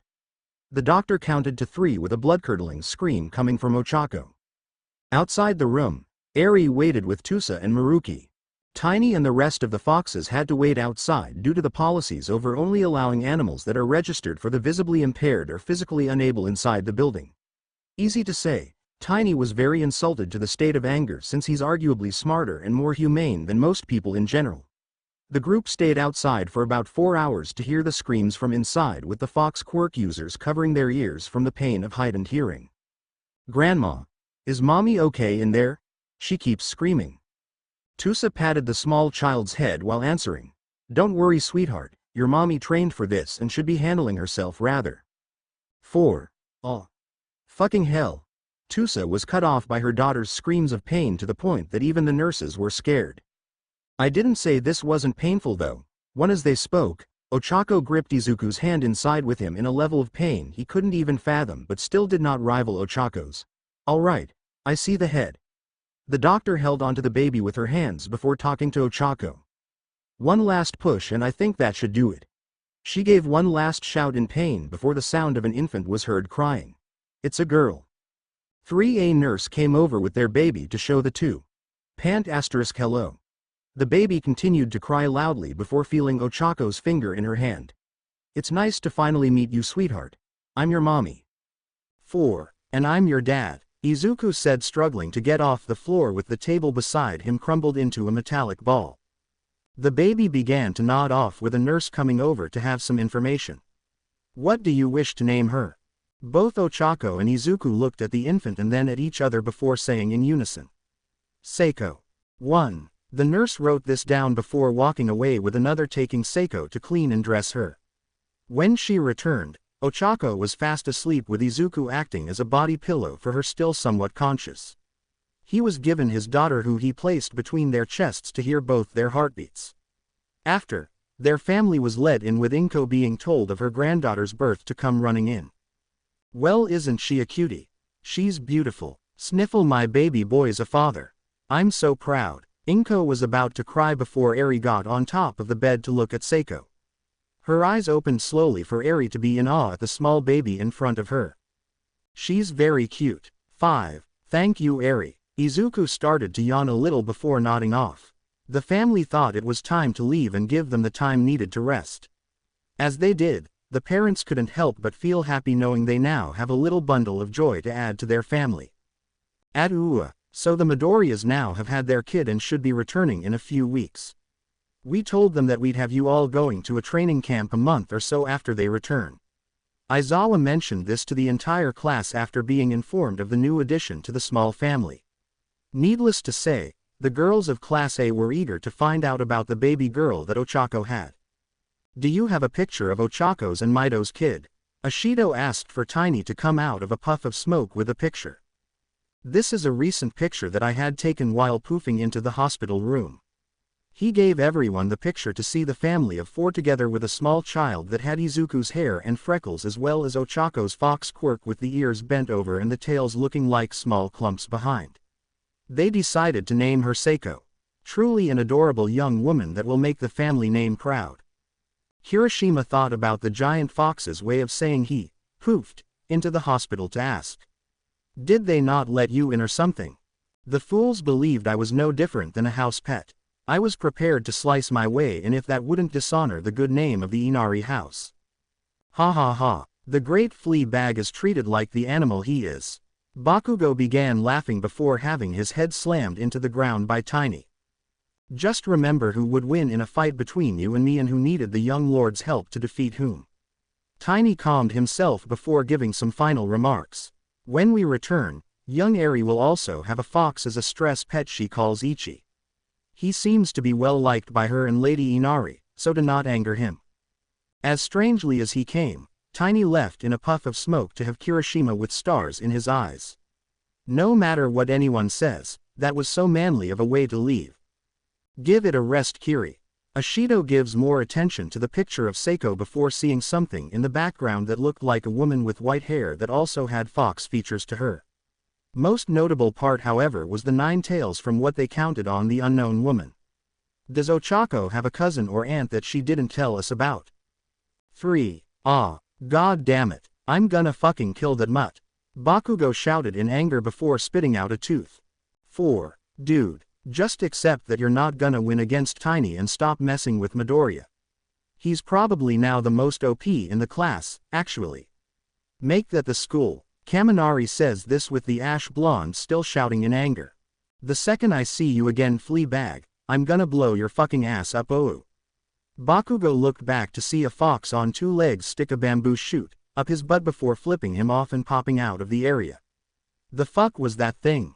2. In all honesty, I think the fact it was a bamboo shoot is what surprised me the most. Iida points out no longer being fazed by the sight of foxes coming out of nowhere, as well as the thought of another fox with the ability to walk on 2. After Ochako was released from the hospital, the family was able to return home with little Seiko. Fortunately for her, Izuku had spent most of his free time making a small little crib with Tiny for the baby girl. It was carved out. This was Tiny's design as a way to say that this crib is blessed by the fox goddess herself and any babies inside it would be as well. Speaking of said tree, the morning they returned from the hospital, Tiny walked through the front door with an uprooted tree, leaves and all, under his arm. Dropping it on the floor and pulling out a small tonto before getting to work and carving it into shape. Ah, nice to see you all again. The large fox went up to Ochako and held his paw out for the baby in her arms to hold it. Hello young miss, I see you are doing well. So whatcha working on? Ochako asked, seeing the large tree, completely nonplussed about the fact that it is in the living room. I figured doing a few small fox statues will assist in the upbringing of young Seiko. Having 1 or 2 around would be beneficial and show off what type of shrine maiden she will be. So we're all just going to pretend this isn't happening in the living room? Izuku asked, carrying a few bags in his hands as well as the overnight bag on his shoulder. I've lost the ability to question things like this when Ochako was born. Frankly, this isn't even the weirdest thing that has been in this living room. You get used to it eventually. Maruki says calmly to scare Izuku a bit. What was? A giant spider crab that I was cooking that night. Oh, speaking of which, I have a few more to cook. Tusa says while holding a giant sledgehammer and walking into the other room. Quote. So that was a joke, right? Izuku looked around for nobody to say anything and a giant screech was heard from the other room. So that was a joke, right? Nope. Last time she tried to kill one of those things with a knife, it snapped the blade in half. We have to use hammers for spider crabs and coconut crabs. Their shells are stupid tough. Even Tiny can't crack them with just his hands. Maruki responds by showing Izuku a picture of the broken knife. I've tried to as well. Jammed my fingers a few times just trying to manage this. Damn things. They hear another shriek for Seiko to start squirming at the sound. Alright, I think that's enough hearing of crab homicide for one infant. Let's get her situated upstairs. Ochako brought Seiko up with her while Izuku placed any perishables on the table and followed. I hope you like it here, sweetie. Everyone was excited to meet you. The two opened the door to see Kitsu on Izuku and Ochako's bed sleeping before looking up and smiling at the family. So where should I start putting stuff? Just anywhere out of the way for now. Ochako places Seiko in the bed with Kitsu walking to the side of it. Do you wanna play guard fox, Kitsu? The small fox smiled while hopping up on the dresser to try and get in. Arf arf. He lays back down to watch Seiko with Ochako feeling a bit of exhaustion as well. If you want, you can go to sleep as well. I'll handle putting everything away. Izuku, you silly boy, you don't remember that I can just do this. Ochako says with a smile so wide her eyes are closed, with a snap of her fingers everything from the onesies and booties to the diapers, bottles and bibs all to their respective places in the drawers and cubbies in the room. All done. Now, why don't we take a nap together? What about Eri? A knock was heard on the door for Izuku to open to the small child rubbing her eye. Hey Eri, you okay? Ochako asked as she started nodding. I'm just tired a bit. Well, why don't you come in? Mommy is tired, so we're going to go to sleep for a while. It's about your nap time anyway. She agreed to hop up and lay next to Seiko with Ochako hugging the two. Izuku got on the other side with Eri hugging him before falling asleep. Ochako laughs seeing how quickly Eri had fallen asleep. She picks up Seiko and undoes the swaddling that she was still in from the hospital. She carefully uses her quirk to put the newborn in a onesie to sleep in and cuts a hole for her 7 tails to fit through. After slipping on some socks and mittens for the baby, she lays down on her bedroll next to Izuku and rests her daughter on her chest, allowing for Seiko to listen to her heartbeat. Izuku chuckles to himself seeing that his infant daughter's entire body is nearly covered by his wife's breasts, and the only thing he can see of the baby is her head laying on Ochako's upper chest. The short nap the small family were taking ended up being a deep sleep, lasting far longer than they had intended. Ochako's exhaustion from childbirth and Izuku's own from the use of his quirk had led the two to be extremely tired. A few hours in, Eri woke up and left to go watch television in the other room as they slept. Seiko slept for almost 7 hours before waking up again. She began wailing for attention for Izuku to wake up and look around trying to find out what's happening. Oh Seiko, did you wake up sweetie? He picked up the small infant and began bouncing her in his arms to try and get her to calm down. It worked after a few minutes for Izuku to place Seiko back down on Ochako's chest where she was.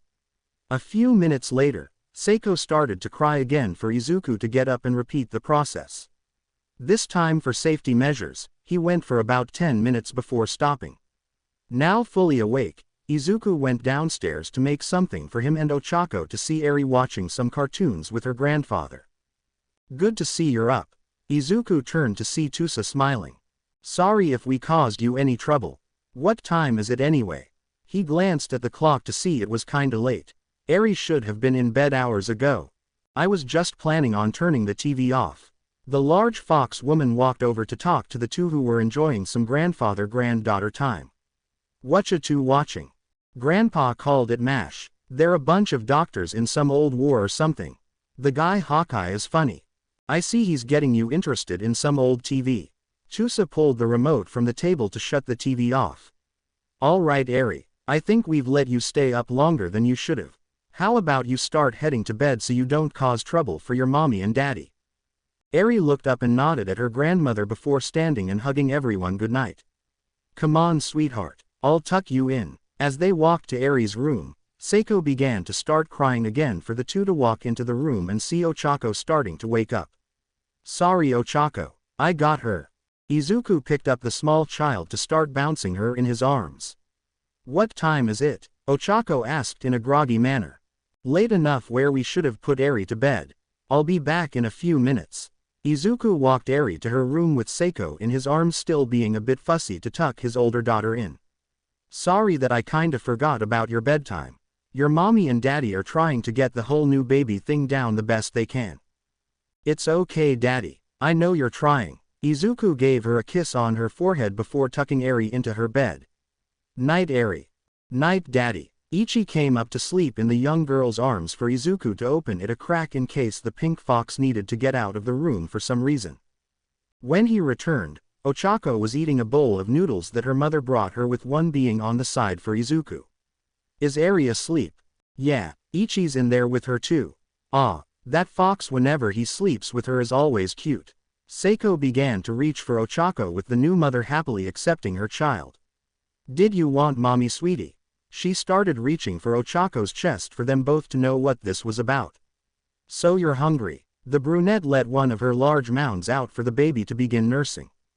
She's adorable. Izuku watched as Ochako placed the food to the side to support their child with both hands to make sure she was able to eat in peace. As expected, the small child ate a rather large amount in a similar way Ochako would eat larger portions before falling back to sleep. Seiko was placed on the bed with her head supported by the pillows while the two parents continued to eat. This might be a lot of work. Don't worry, Ochako. I'm gonna try and help the best I can and make this as even as possible.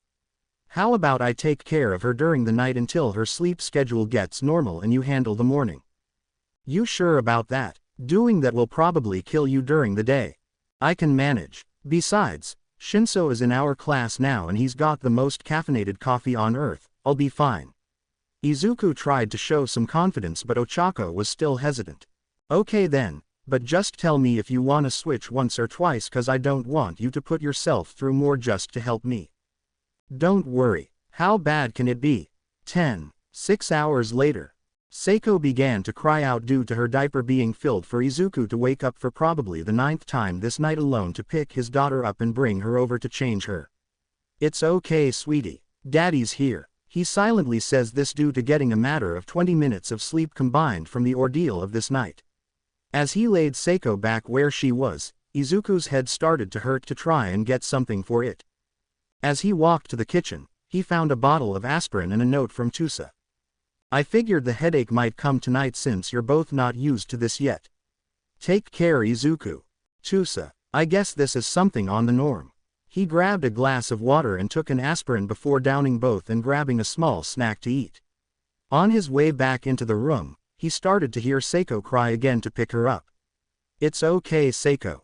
Don't cry. He started bouncing her while barely awake, understanding the painful reality of what he's facing. I really hope this gets under control in the time here. 1 week later, Izuku and Ochako began returning to school with Aizawa meeting them at the front. He glanced over to see the happy family with Seiko sleeping in a harness on Ochako's chest with only her head visible while Izuku looked like he literally just came back from the dead. Nice to see you all again. Thank you, sir. Men. Izuku mumbled his hello to look at Ochako. He's taking the night shifts to let me sleep through the night. I have pity for him.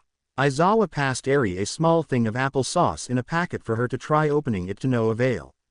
In the struggle, Izuku in his dazed state took the packet and opened it before returning it to Eri.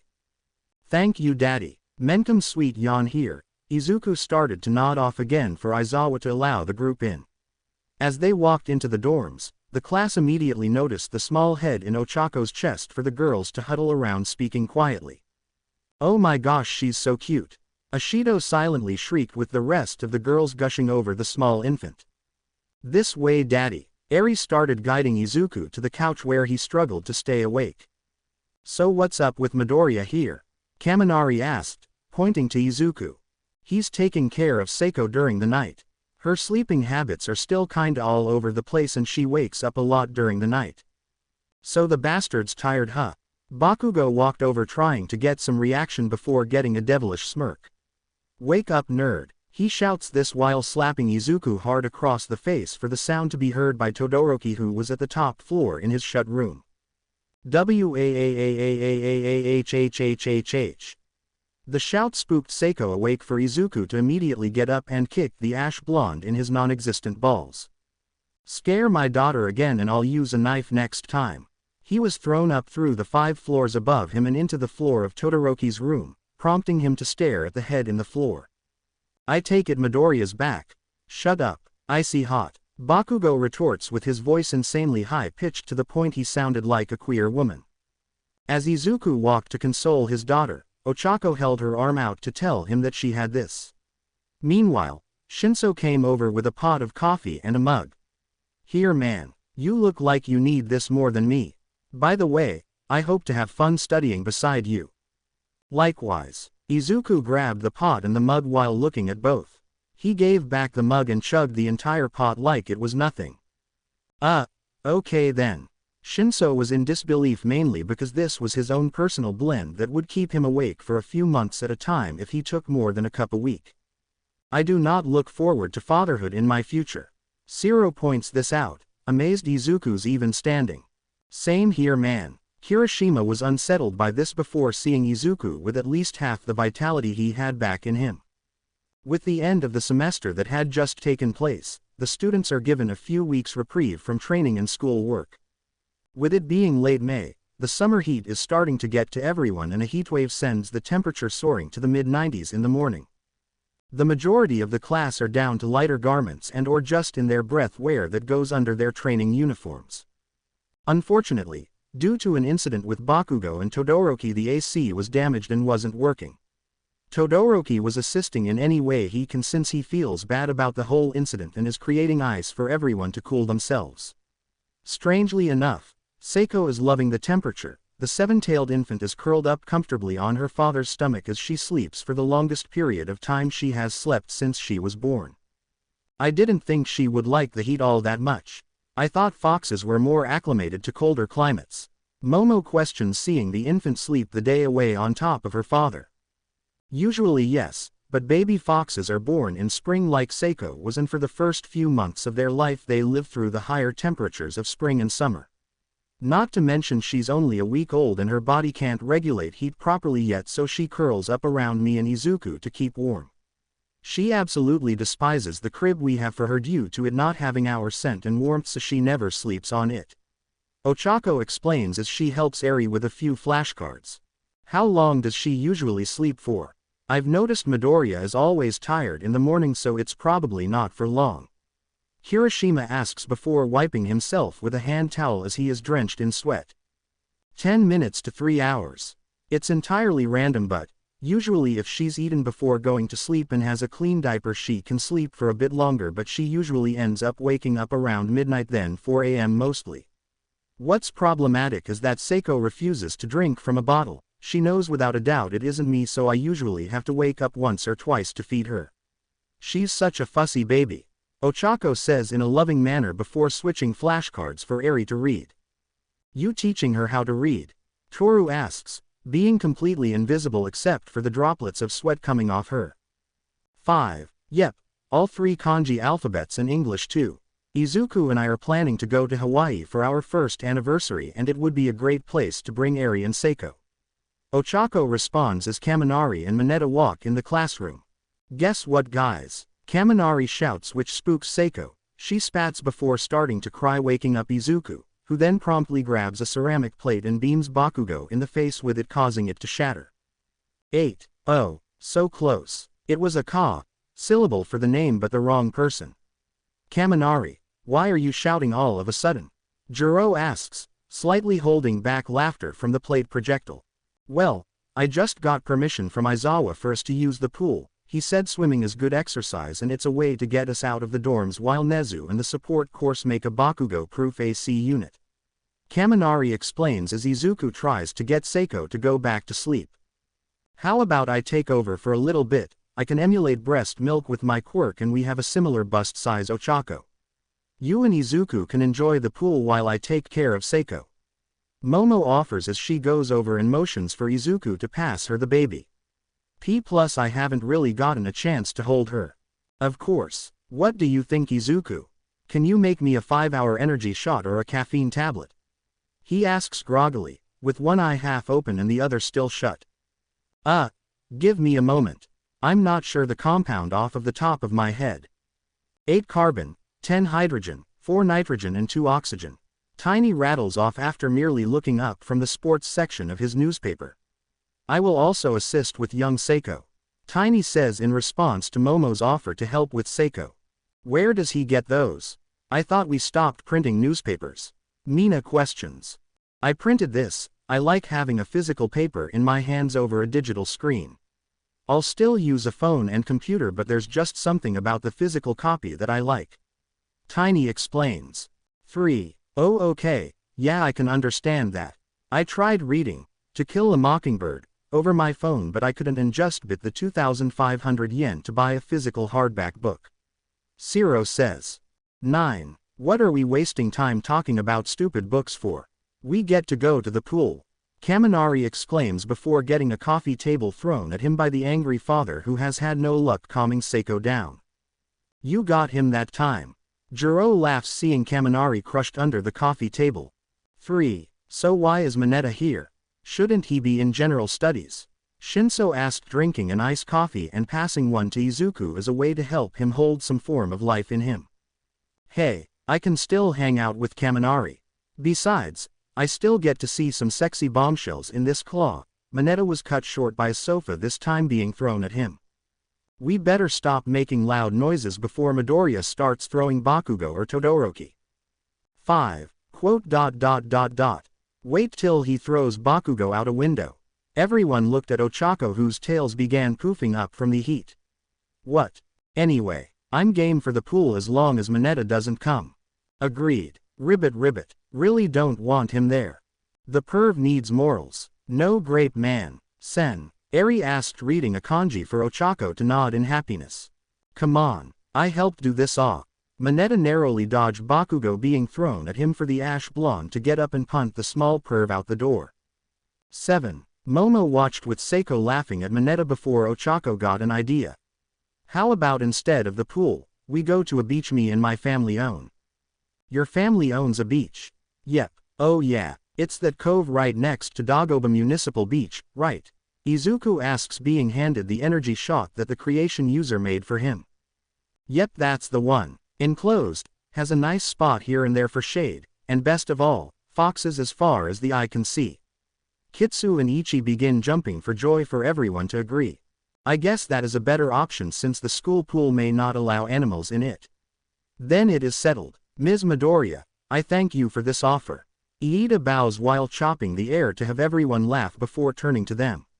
We shall leave in 1 hour. Get what you need before leaving as well as something to eat and drink to remain. Relax, Iida, we're going to a beach, not the army. Hiroshima says this while heading upstairs for a bathing suit and towel along with everyone else. 5. 2 hours later, after getting ready and saying goodbye to Seiko, Momo and Tiny, the group of 22 counting Eri, Kitsu and Ichi made their way to the private beach of the Inari Temple. As many expected, there were stone monuments of foxes as well as real ones scattered across the beach. These foxes, however, seemed more calm or much smaller than the normal foxes the group's seen so far. 1. Well, here we are. Kitsune no Su. This place is called Fox Nest. Everyone questioned as some small foxes came up to Izuku and handed him small stones. Ah, thank you. The small animals obtained a head pat by him before heading back to a larger fox who looked like their mother. 3. Hey Ochako, what exactly is this place? Su asked, noticing several small foxes as far as the eye could see. To put it simply, this is no different than a fox nursery. Every new fox born at the estate my family has is raised here. The beach will be packed this time of the year with them due to it being summer. Well, we're here, what do you think we should start with first? I wanna pet all the baby foxes. Oh, they're so cute, Mina exclaims before starting to chase around the fox pups who yip and bound excitedly at the new playmate. Hey Bakubro, betcha can't outswim me.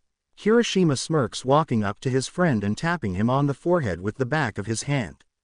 1. Oh, so you're approaching me. Bakugo responds by doing a JoJo pose. 8. I can't beat the shit out of you without getting closer. Hiroshima grins with menacing kanjis manifesting in thin air around him. How much you talking, punk? I ain't doing shit if it's less than 4 digits. 10,000 yen. Double or nothing. You're on. Yo, Aoyama, give us a signal to start swimming. Oh, and Bakubro, no quirks. Oh come on, what? That's bullshit. The two start arguing as they head out to the water and towards the deeper end under the cove. Well, while they do that, I think it would be best to enjoy the cool breeze off the ocean and lay down for a while. Izuku says, turning to his wife before yawning loudly. How many times did she wake up needing to be changed, fed or wanted attention? Ochako asks, snapping her fingers, getting a couple of her fox minions to set up a spot in the sand for them to lay down. 14. I hardly got 2 winks last night, much less 40. I think I'm gonna try to just rest and regain some energy and vitamin D because I'm exhausted. He complains before slumping down on the towel, causing the sand to puff out away from it. 1. I think it would be best if I just got a coffee maker for our room. Maybe a miniature fridge with milk and chocolate syrup and everything you would want for some nice specialty coffee. Ochako coos as she runs her hands through Izuku's hair. 1. Without Mineta there at the beach, the girls could let loose and wear their bikinis and swimsuits without worry of prying eyes from the dwarf pervert. Ochako rests on her stomach, her tail swishing from side to side in the air. She had untied the strings of her small bikini as she sunbathes next to her husband. Aoyama, Mina, Toru, Tsuyu, Jiro, Sato, Shiro and Kaminari are playing volleyball in the shallows of the water. Tokiyami is perched on one of the large outcroppings of stone looking out at the horizon as if he was some kind of brooding teenager from Twilight. Kota is going about the tide pools with snorkel gear trying to talk to the fish under the water but is really just creating a lot of bubbles. Todoroki is buried up to his neck in the sand with some small fox pups licking his face, and Shinso is the same way but only his ankles and feet are exposed to the sunlight with a herd of pups doing the same to him.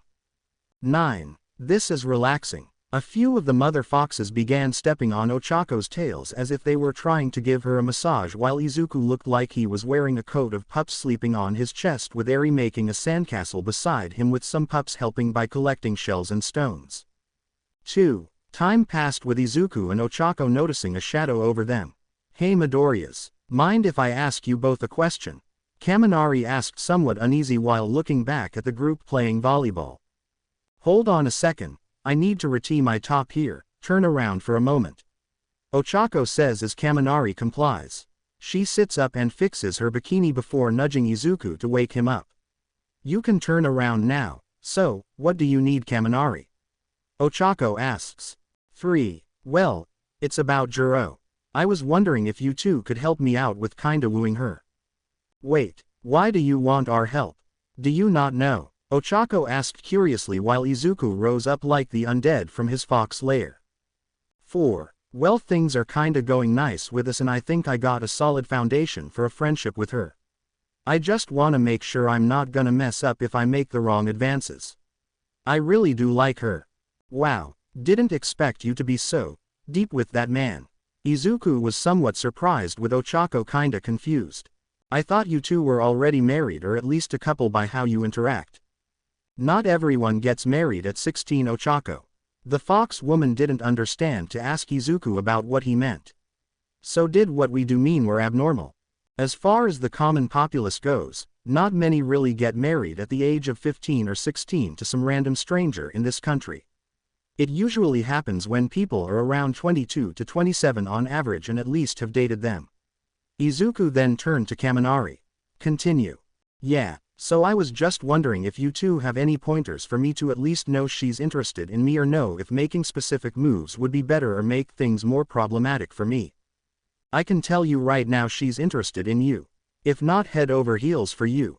The way she speaks with you, laughs at your really bad puns, hangs around you with a smile and even looks for you in a crowd.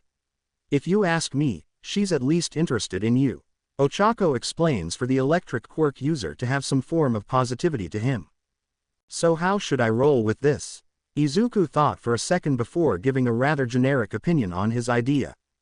Maybe she's just as dense as you are in this situation. She likes you but isn't aware you feel the same way. Just be forward with it and go up to her and sweep her off her feet or something. Ochako was somewhat on board with this idea before Izuku placed the wrong idea in his head. Kiss her on the lips as a way to prove how passionate you are about this. Basically do this, he says before pulling Ochako into his arms and kissing her. This earned a small karate chop to the head by Ochako for her to explain the reason why this may be the worst thing to do. She might get the wrong idea about this and may actually think this is borderline harassment if anything. They turn to Kaminari who is already long gone and going towards Jiro. She stops for a moment for her to be grabbed by the waist and pulled into a deep kiss.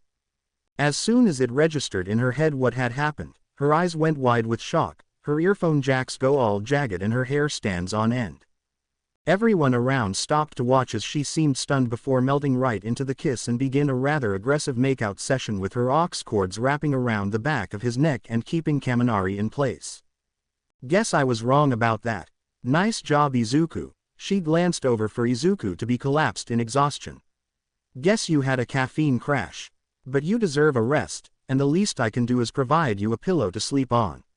She moves Izuku's head to rest on her large chest with small foxes to come around and act as a protective layer against the sun's rays for the couple as they spent the next 2 hours relaxing and enjoying the time they had with one another. 4. At Ua. As the class spent their time at the private beach, Yaoyorozu and Tiny had taken care of Seiko. As a way to keep her sense of smell around them linked mainly to Izuku and Ochako, Tiny had grabbed one of the fox mother's used hoodies to give Yaoyorozu to emulate the feeling of being embraced by her mother. The two were so focused on the small kitsune infant that they didn't acknowledge Mineta sneaking in through a broken window that Bakugo was thrown through earlier in the day. He made his way up towards Izuku and Ochako's room for something he can blackmail them with. 4. Alright, now let's see what you two have here. He started going through the couple's belongings while finding nothing in significant value for what he wants. Fox statues. All might crap. Sexy lingerie that I wanna kick Midoriya's ass for getting to see. Quote. He kept coming up with nothing before seeing a small camera that showed their wedding pictures that they had taken at the manor. Midoriya, you fucking bastard. The second I find something to blackmail you two with or split the two of you apart. I'm gonna. He stops when he sees their marriage certificate to notice it wasn't legalized by the courts. Well. This is interesting. Guess you two aren't married after all, Ochako Uraraka and Izuku Midoriya. You two never got a legal marriage certificate or had it ordained in Mustafu but only in the old samurai laws. The small pervert had a rather large grin, thinking he could get the better of the couple before hearing Seiko start crying downstairs to run with the certificate in hand out of the dorms without being seen. After returning to the dorms from a rather enjoyable day of fun and relaxation thanks to Ochako's offer, the group of Class A came into the common space rather refreshed and energized before noticing Yaoyorozu on the couch with Seiko in her arms. How was the beach? 1. It was amazing, Yaomomo. Ochako and Mido really have a cool place. It was also full of foxes. Kinda figured that one out since it's a beach for Inari, Ashido. She means that there were a bunch of fox pups there. Jiro explains while holding Kaminari's hand. A couple were also sharing stones with us. Noticing where her hand was, the creation quirk user smirked at her friend while asking. So when did you and Kaminari officially become a couple? Well, Jiro went silent with a red tint on her face before giving a stuttering answer. Today. Yeah, I followed some advice Midoriya gave me and it really worked. It was kinda shocking, if you want my opinion. Everyone sighed at the sound of Kaminari's bad pun while he started laughing. Well, at least you won't keep me up during the night trying to fight your own feelings and turn down every offer I give you to be with Kaminari. Yaoyorozu starts drinking some tea with the electric quirk user stopping to realize what was said. 1. Why you liked me and were trying to find out how to get together. Jiro looked away while blushing. Shut up. 2. Ochako walked over to Yaoyorozu and began picking up Seiko. Hello my love, were you good for Yaomomo and Tiny? The small infant began to smile while seeing her mother and father, who was knocked unconscious and being carried by the fox girl's tails. 1. She acted very well. She mostly slept though.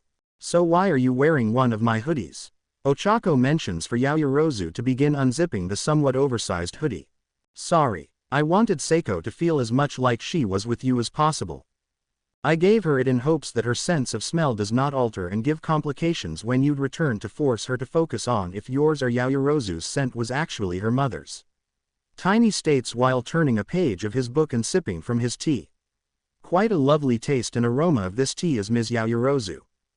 Thank you. It's nice to know I have a companion that enjoys the taste of fine teas. 2. Everyone started to relax and get ready for bed before the door opened to Aizawa and Midnight walking in. Midoriya's. We need you in the principal's office. The small family got up and was somewhat worried. Is it something bad? I'm not sure. Nezu just said that you both need to come to his office now with the children. The two didn't know what this was about and hoped it wasn't anything they did wrong. While on the way, they noticed a van that was parked out near the front gates that looked like it could fit a few people in it with a car seat and infant seat inside. 2. Something about this doesn't feel right. Something is up. Izuku kept his thought to himself to try and avoid any worry given to his wife or children. At Nezu's office, the two pros opened the door and entered the room with the Midoriya family, noticing two people sitting in chairs across from Nezu's desk. Ah, Izuku and Ochako. Midoriya, it is nice to see you. Hello sir, we were told that you needed us to come here. Izuku asked while he, Ochako and Eri bowed. Yes, You see, there seems to be some complications with child services. What do you mean? I think I'll take it from here, sir. A woman with blonde hair pulled back in a ponytail said while her counterpart stood up trying to seem intimidating but immediately shrunk when Tiny manifested out of Ochako's shadow. Where members of the child service work and upon an anonymous tip had discovered that the two of you are in an illegitimate marriage. 1. Wait, what? Ochako couldn't understand this as she believed that what they had was a legal marriage. Hold on just a minute, what do you mean illegitimate? It was ordained at the Inari temple here in Mustafu. While, religiously it may be ordained, it is not recognized by the province of Japan. It is not a legal union under the city or country. As for your children, they will have to be taken into protective custody. 6. You so much as touch my daughters, your hand and head is coming off. Ochako threatens, the fur on her tails and ears standing on end making her look even larger than she is. Ochako, please calm down. If we can fix this situation without violence, it looks better if we don't resort to it. Izuku patted her hand with the fur on the fox girl falling back down. I'm sorry to ask, but aren't religion-based marriages deemed legal as a court of act in the country? They must be done with the information being given to the government on areas that are sanctioned as a religious site by them as well. The Inari house falls out of that area. So as far as that goes, neither of you are legally married with Ms. Uraraka and you having 2 children out of wedlock and under an age where it is suitable for you to have them. While Ochako was visibly seething with rage at that, this comment in particular annoyed the R-rated hero. She began walking up and pulling something out of nowhere on her skin-tight bodysuit. If it is a matter of marital status, then why not have these signed? It's better than flapping your gums about it and potentially ruining a child's life. Or cutting your own short. This statement had gotten both the attorneys to turn their attention to both Izuku and Tiny, whose hands are now resting on their katanas respectively. She places a marriage certificate on the desk that had basically everything needed on it before asking Nezu for a pen. If they're legally married right now, then that means you two don't have to do anything since they'd be in a court of law untouchable. 5. Perhaps, but they are still under the age of consent to marriage and would need a parental signature. The larger male pointed this out for the door to open to Maruki, Tusa and Inko. 8. I hope you do not mind. I went ahead and asked these 3 to come. All Might walked in with Tusa looking rather angry behind a smile before going over to sign where she needed to for this matter to be handled. Inko and Maruki followed suit for Izuku and Ochako to sign where they needed to in order for any legal acts to be dealt with. 1. I do hope that there will be no more problems. I'd hate to see the Inari house begin to get angered by your acts on us. An Oni mask showed itself behind Maruki as she laughed, letting out the kanji for menacing, to give both social workers a bit of a chill down their spines. 2. I believe that this is enough to handle this ordeal. We'll just tell the higher-ups that the first certificate W was lost in the mail. 4. Before you do anything, you will tell me the identity of the person who told you this. They may need to be dealt with, and you for causing all this stress in the first place. Ochako's demeanor instantly changed from infuriated to downright murderous with the same act of an Oni mask behind her with black smoke coming out of its mouth. A small man. I don't know who he was exactly, but he had a quirk that made his hair pop off like a ball. The large man said looking as if he really feared for his life at this point. 15. Okay. Thank you for your time. Say bye-bye to the people Eri and Seiko. Eri bowed to them with Seiko looking as if she wasn't happy at them like her parents. 3. When they left, Izuku started cracking his knuckles waiting for the social workers to walk a decent way down the hall before turning to Nezu. Sir, where's Mineta right now? At the General Studies dorms. Ochako gave Seiko to her mother with all the fur on her tails puffed up as if she was a cat trying to make itself intimidating to a dog. I think he needs to be taught a lesson why you do not try to break a family up. So long as he doesn't die, I think you both deserve it. 5. At the General Studies dorms. The members of Class A came running when they heard what Mineta did to Izuku and Ochako to try and prevent any danger from happening that they could avoid. Midoriya's. This is unacceptable behavior on your end. I understand that Mineta may have done something bad, but this is not the Iida. Ochako turned her head to the engine quirk user, who shivered at the fact she almost did a complete 180 neck turn. Shut the fuck up and let us handle punishing him. 5. Nobody wanted to talk back with this for Todoroki to ask about what they were planning. So how exactly are you going to make him regret what he did? 1. The members of Inari have methods of how to punish those who do wicked things to our house. None of them are too flattering. The acts you all have seen are nothing to some of the tortures we have. On cue, an army of foxes came out tugging Mineta, with them looking rather mad as opposed to their normal calm and fun-loving selves. Ow. The small grape-headed boy was put in front of Ochako and Izuku, who looked like they were ready to kill him. Ochako's eyes in a similar fashion to Bakugo's own, and a deep blood red, with Izuku having a shadowed expression similar to All Might but with a burning katana resting across his shoulders. What the hell are you two doing here? 7. I'd be more concerned about your own life at this point. This statement was emphasized by Izuku touching the red-hot steel to the tip of Mineta's throat and ready to relieve his shoulders of his head and cutting the small pervert to bits. Now Mineta, tell us all what you did. A tick mark was shown on Ochako's forehead with him being silent. A fox came over to nearly bite a finger off before Ochako asked a second time in a far less happy tone. Tell us what you did. I didn't do anything wrong. You're the ones with the fake marriage. So you go and blab that to the fucking attorneys and try to take our kids away.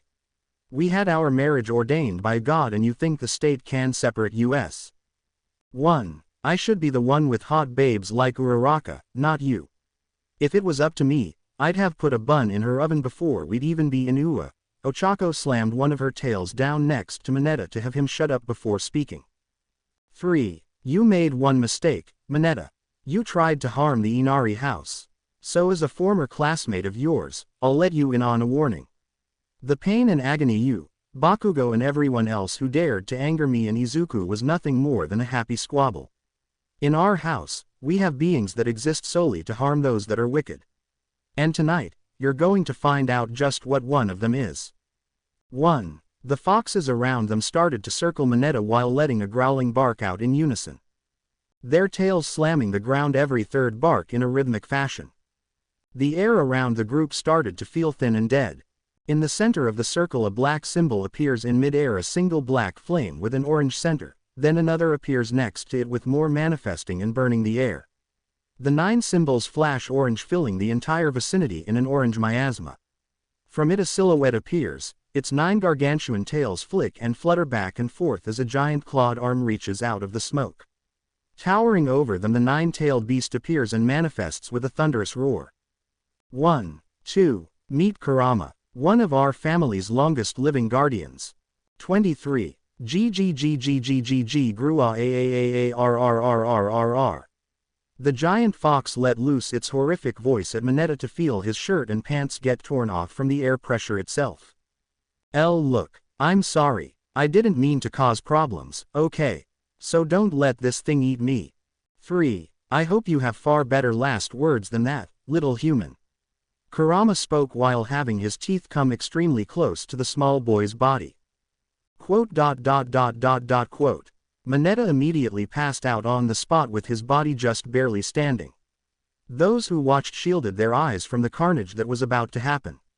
But just as the giant fox was about to feast on its small snack, Ochako snapped her fingers to gain his attention. Thank you for helping us prove a point, Kurama. I'm sure he'll think twice before angering us again. Next time you bring me here, there better be some good offerings in return. Oh hush you big teddy bear. Here, Ochako says as she snaps her fingers and a massive spread manifests out of thin air. Happy now, as much as you can eat for as long as you want to eat it. Kurama turned a solid orange color before shrinking down to a smaller size, then he began putting his face into the fried tofu and rice. Scarfing down both ravenously before grabbing the rice wine with his front paws and chugging it as fast as he could. When he had his fill, he allowed the foxes around to have his leftovers before using one of his tails to smack Mineta back into the general studies dorms, with almost every student inside staring at the fox in fear that he'd eat them if hungry enough. If you have no more issues, I'll take my leave, he says as he returns to his full size and walking away. But not before purposefully stepping on Bakugo and crushing him into the dirt prior to disappearing in the smoke he was from. 5. Just what was that thing right now? Ashido asked in fear for everything she knew about Ochako's temper being tamed compared to this. That was Kurama, one of Inari's first children. He's more commonly known as the nine-tailed fox demon. If there was ever a true threat to the Inari family, he would be one of the first members to kill all those who tried to harm it. Lovely. I'll be fainting now. Shiro immediately fell over from the shock with Kaminari staying rather still. 4. I'm surprised he didn't faint yet. Oh, he did. Jiro mentioned by lightly tapping Kaminari, who fell backwards to prove a point to Izuku. He passed out the second he saw the thing and was basically petrified by fear. 1. Oh, if you think he's powerful, you should see Inari's firstborn. The god of destruction, Liquier. He was so powerful the gods had to create a new universe for him to lord over. I can summon him if you'd like. Ochako offers before manifesting an image of Liquier, a bipedal fox man in Egyptian-themed attire floating in the middle of space and overlooking a planet being destroyed. 4. No. The class quickly shouts while Ochako just grins before dissipating the fire and walking off. Okay. Mental note of the day: do not anger Midorobro or his wife. Ever. Also be afraid for your life of foxes with 9 or 10 tails. They are by far the strongest beings to live. Liquier and Kurama were the first two born from Inari, and both of them are 9 tails, with Liquier being the only 12 tails ever born. Funny thing about him is, depending on how much power he is using, the more tails you see. Ochako walked away before seeing Tiny in the distance with Eri sitting on one of his tails and Seiko being rocked in a second tail that seemed to look somewhat natural on the giant fox. 3. The class simply stood there calmly while rephrasing Kirishima's comment. So just don't anger any foxes in general like Tiny or have more than one tail. The days leading to the trip to the camp the members of the hero course would be training in went by rather quickly, with today being the day they were to head out. As they boarded, the members of Class A and B were boarding side by side, with the self-egoist Monoma acting in a normal fashion for himself. 2. I heard some of Class A had failed their exams. Such shame you all must be feeling, ahahaha. While he was on his spree, he noticed Ochako holding Seiko in her arms and began belittling her. What shame you must have being a mother at such a young age. I can only imagine what type of slew. His antics were quickly stopped when Izuku in his half-asleep state punched him straight in his stomach. The act made the blonde go pale while foaming out the mouth before collapsing into the floor. 3. Remind me never to insult any of you when he's half asleep. Kendo walked over to see the scenario play out to have zero pity for her classmate. Well, aren't you two adorable? The orange-haired girl immediately knelt down to Eri's level while also glancing up at Seiko. I'm sorry the bad man said what he did. I'll make sure to teach him a lesson later. Eri immediately hid behind Ochako's leg with her right ear and eye poking out. It's okay, Eri. Kendo isn't like Monoma. She's a good person who won't make fun of us. The small girl poked her head out a little more to wave at Kendo. Hello. I'm sorry. She's shy around new people. It's okay. I'm sure this one here didn't help the situation at all. Kendo pulled Monoma up for Seiko to open her eyes a bit to blankly glare at the unconscious blonde. 2. Grr. Kitsu and Ichi began growling in a protective fashion for the family, with Kendo understanding this is probably the best time to walk away. Nice seeing you two again. Also, congratulations on your kids.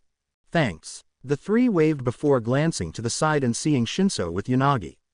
The two shared a kiss before heading to their own class's bus. Seeing both Izuku and Ochako stare, the mind control quirk user raises an eyebrow. What? Quote. You two look like a cute couple. At least I get the approval of the mother of two in the group. Bae. Seiko spoke up as a way to reply to Shinso to make him rub his finger on her cheek. Alright, start hopping on the bus. Aizawa started walking up and offering Izuku a coffee. You'll need this. Izuku chugged it rather quickly for most of Class B who hadn't seen him do this to be either disturbed or worried for his own safety. Thanks, sir. Why don't you and your family sit in front of the bus? Izuku, Ochako and Eri hopped on the bus with a couple of foxes joining them. Can you limit the amount of foxes on the bus, please? Just accept it. Tiny pointed this out while patting Aizawa's back. Sometimes I wonder if my life is meant to be one of annoyance. 5. Few hours later, as the buses headed towards their destination, Class A's bus began to stop in a small rest area. Taking advantage of this, Izuku and Ochako were able to change Seiko and let her get a little fresh air after cooped up in a bus for a while. Eri, look at the view. Ochako motioned her daughter towards the overview to show the forest in front of them. It's so pretty. Midoriya's. I need you to head over here for a second.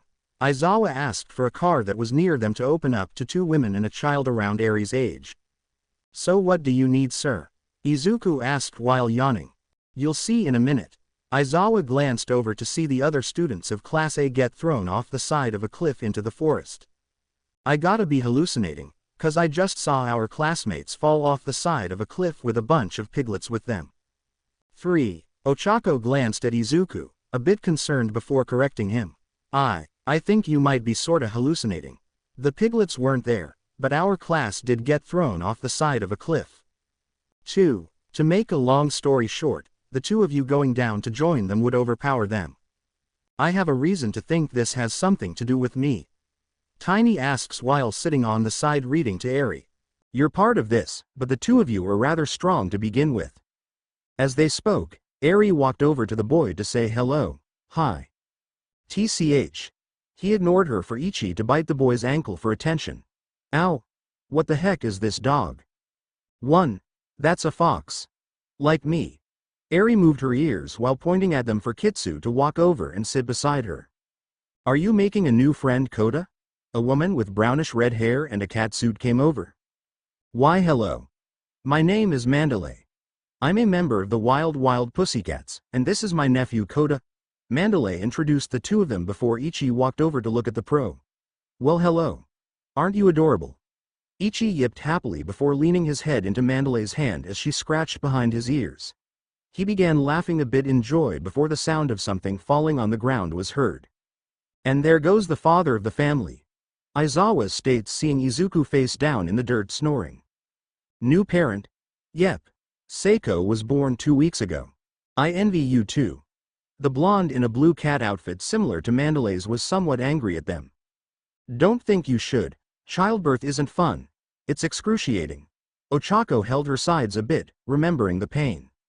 I've had kidney stones before and they're arguably worse. 8. Have to agree with you on that, Mr. Aizawa, that doesn't sound fun. Mandalay adds in. I've never had one. What's it like? Ochako asked. Like pissing out a rusty razor blade. Aizawa says rather bluntly. 4. Okay. I did not need that mental image. Ochako turned to the blonde for a bit of proper introduction. So who are you? 1. You can call me Pixie Bob. May I hold her? The pro smiled before holding her hands out. Sure. I'm not certain she'll like the fact someone else is holding her though. She also has her tails and hates it if someone rubs them wrong. Pixie Bob was given Seiko for the small child to open her eyes towards the pro. Why hello little one. Aren't you the most adorable little thing I've seen? There was a silence between the two before the child reached up and yanked the bang protruding from Pixie Bob's hairstyle. Ow. Ow. Ow. That's my hair. One Ochako immediately let Seiko's hand go for the infant to start giggling. That's not good, Seiko. You shouldn't pull others' hair. She gently lectured the child with Aizawa asking Tiny for assistance putting Izuku back on the bus. Alright. Let's start heading out, Midoriya. Coming sir. Ochako grabbed Seiko to hold her back in her arms. I hope she didn't hurt you from pulling your hair. No, she at least didn't make me lose my hair if anything. Also, I kinda asked to hold her, so I don't blame you. Ochako went to hold Eri by the hand and began heading on the bus with several foxes coming out of nowhere to hop on with them. Where'd all these foxes come from? Both pros questioned as the bus drove off towards the actual destination of the camp. 3 at the training camp upon arrival, Aizawa and the Midoriya family were greeted by the last 2 members of the Pussycats. Hey Eraser. How ya been? A green-haired girl asked in a frantic manner before seeing Seiko and panicking over Ochako's irritated look. Sorry. I didn't think there was a baby on board. The woman spoke in a calmer state before Mandalay, Pixie Bob and Koda showed up behind the bus in their car. So what's with the kids? A buff man asked before being greeted by Tiny standing taller than him. What is this? Fox? He asked in a questioning manner before seeing some physical traits held by Tiny to indicate his species. Sometimes I think people just enjoy questioning what I am. But don't you always enjoy that? Ochako asked. Your point? Trying to get out of the awkwardness. Aizawa explained the important details to Izuku and Ochako, with the earlier being brought up on his feet by a couple of foxes with the assistance of Tiny. To make a long story short, you all will be living here for the week training with the pussycats. Huh, what? Izuku finally woke up fully to realize who he was around. It's the pussycats. They're a 4-person hero team that specialize in mountain rescue. They were founded back when we were kids. Sometimes I take for granted all his knowledge. Ochako somewhat smiles while Seiko and Eri watch their father go off on his little ramble. This year marks their 12th year of, I'm sure your math is wrong. Pixie Bob grabbed Izuku's head in anger when hearing this. I'm 18 at heart. Okay. Through muffled sounds, Izuku tried to calm the anger of the pro. She eventually let him down before noticing a set of foxes in an attack formation. Alright. I've been silent about this for a while. But why are there so many foxes here, and why does that one look like a freaking All Might version? Also, why is Ua allowing 2 teenagers to have kids? Mandalay finally let the thoughts plaguing her and her teammates' minds. 1. To make a long story short, these 2 were married before Ua started. The foxes are partially responsible by the 3 girls here since their quirks are similar to that. And we can't really say anything about a married couple deciding to have children. From what I'm told, these 2 were trying before Ua even began. Any other questions? I have one. The buff man Izuku explained in his spiel as Tiger raised his hand that was in a cat paw glove. How could 16-year-olds get married without legal consent from their parents? 2 words. Inari Shrine Maiden. Ochako states with a couple of foxes circling around as a way to get Ichi and Kitsu to play with them. Wait, so you 2 actually are married? Pixie Bob asked.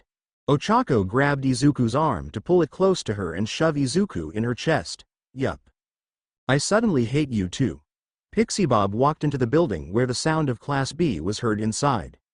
1. So what's up with her? Aizawa looked towards Mandalay for clarification. She's at that age where she's looking for a mate. The times of looking for love. I remember them so fondly.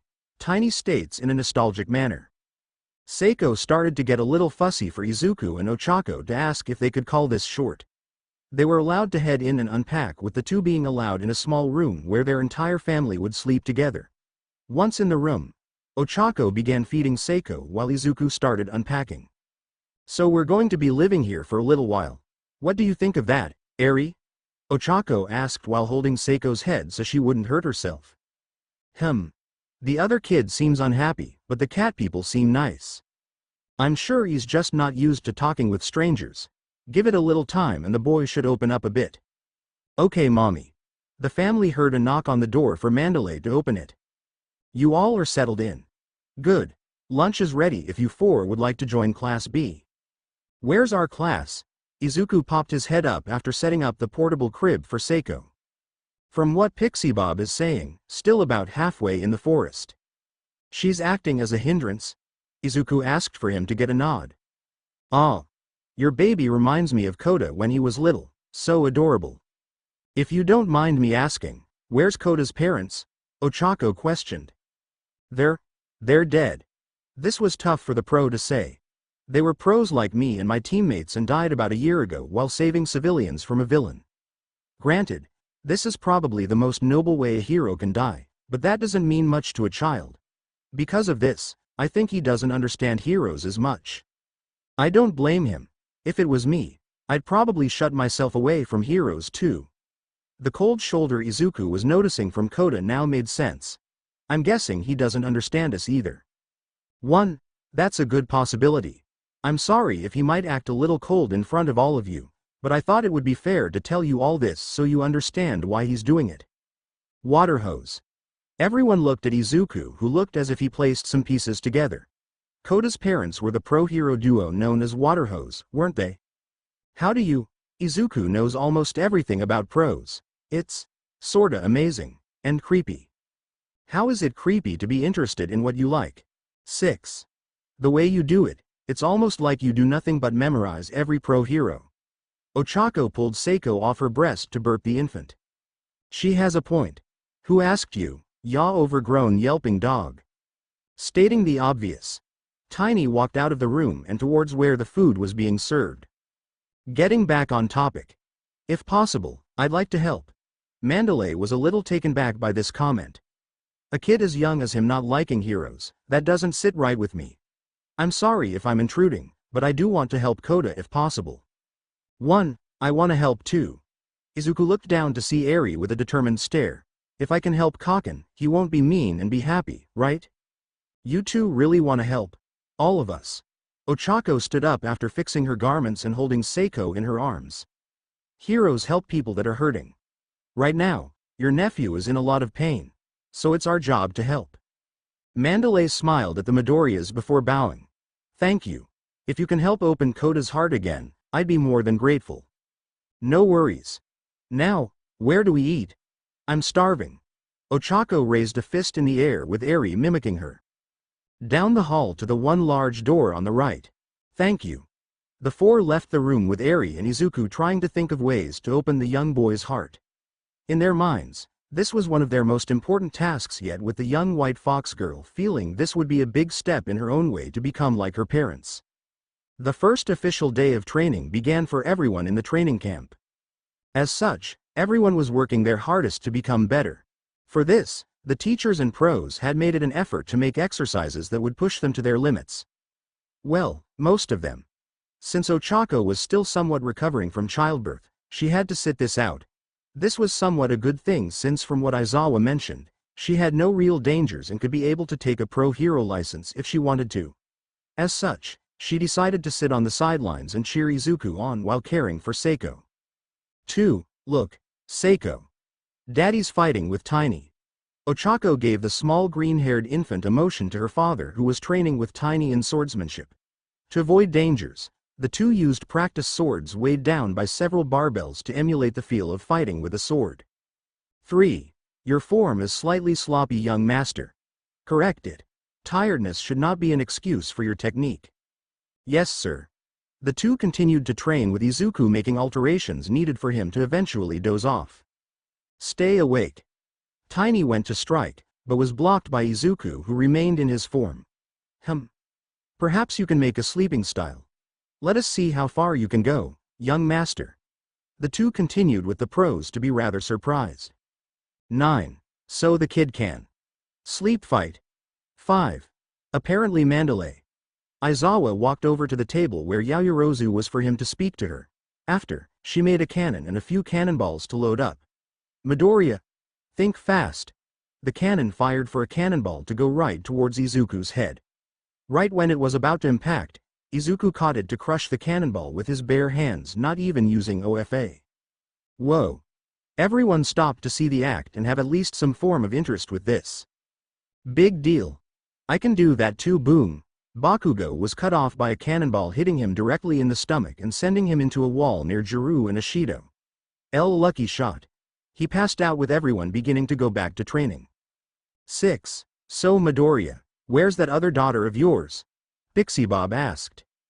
Following around that nephew of Mandalay's, she said something like, as mommy's and daddy's daughter, I need to help where I can, or something like that. I just looked at it as she's going to play with him. Isn't it a little dangerous to let a child unaware of her surroundings travel the forest alone? She's not alone. I had Kitsu and Ichi follow her just in case something bad happened.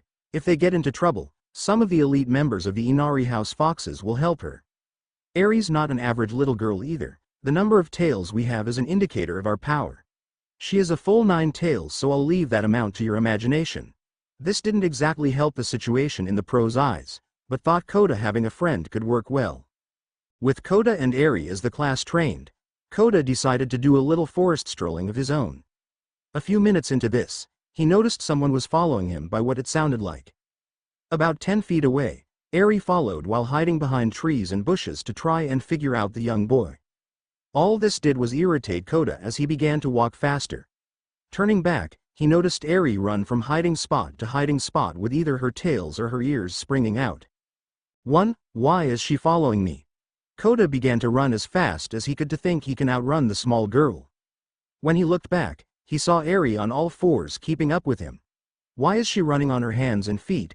Having had enough of this game, Kota stopped for Eri to hop on a log and jump. This ended with her colliding with Kota and sending them both to the ground. Ow! Kota held his head as the two collided head first and began shouting. Why are you following me? Owie! Eri started to cry a bit while holding her head from the pain of hitting Kota's. Strangely enough, she didn't have a bump or anything with the young boy still seeing stars. Why are you crying? I got hurt worse than you. It still stings. Kota gave a sigh before patting Eri's head to try and get her to stop crying. This worked for her to calm down a bit. So why are you following me? Because I want to help you like mommy and daddy do to other people. This raised an eyebrow to the small boy as Eri clarified. Mommy says that the shrine maiden of the Inari house needs to be kind and caring. Daddy also says that when someone's in need, we should help them to the best we can. So helping me is following me around 10 feet away and bumping into me? I didn't want to bump into you. You were running and stopped when I was jumping. That was an accident. Kota got up still having his head feel sore before Eri stood up as well. So why do you want to help me? Well, the nice lady told us you were sad and well. I want to help. Kota was wincing in pain before Eri placed her hand on his forehead and had it glow green. Soon after, the injury was no longer there and Kota felt no more pain. Does that feel better? Yeah. So I helped you. She seemed extremely excited because of his response, but Kota only partially agreeing with her. Well, you kinda helped stop my head hurting from when you hit me, so I guess. Yay. I helped. She began to jump for joy with Ichi and Kitsu coming out of the bushes to jump around with her. Just who is this kid? Eri stopped dancing for a minute before giving her hand out. I'm Eri Mido. Midori. Sorry. I have problems saying my last name. She began slowly sounding out the words in her head before saying her last name. Midori-ya. Midoriya. 2. Kota Izumi. Both shook the other's hand with the awkward introduction being completed. So what are you, a dog or a cat or both?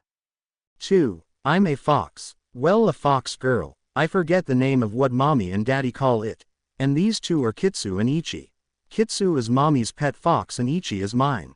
He's pink. Both foxes began yipping for joy before Kitsu went up to roll over in front of Kota. He wants you to rub his belly.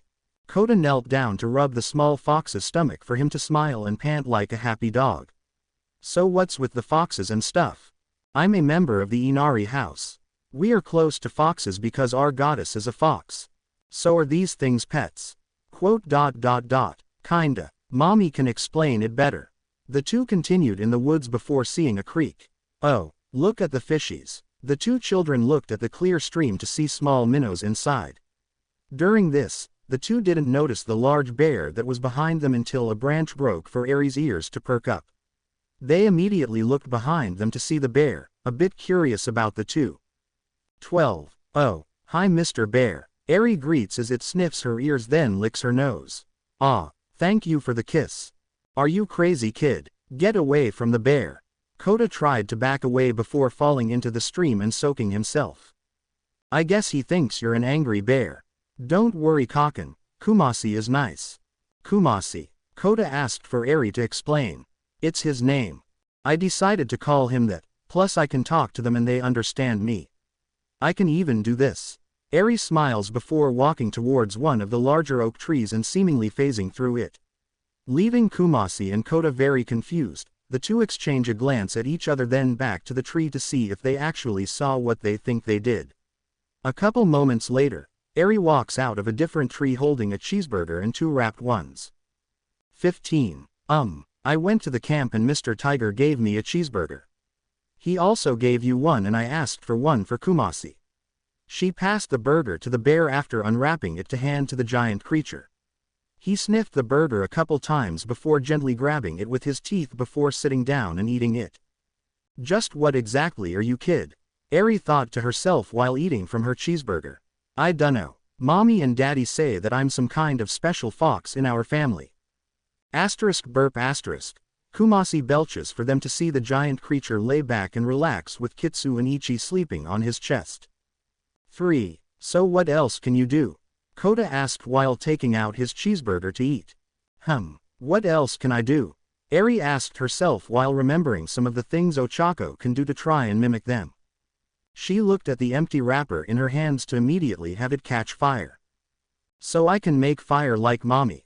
She went to a rock that was bigger than Kumasi, who pulled his head up the second he felt the heat from the foxfire.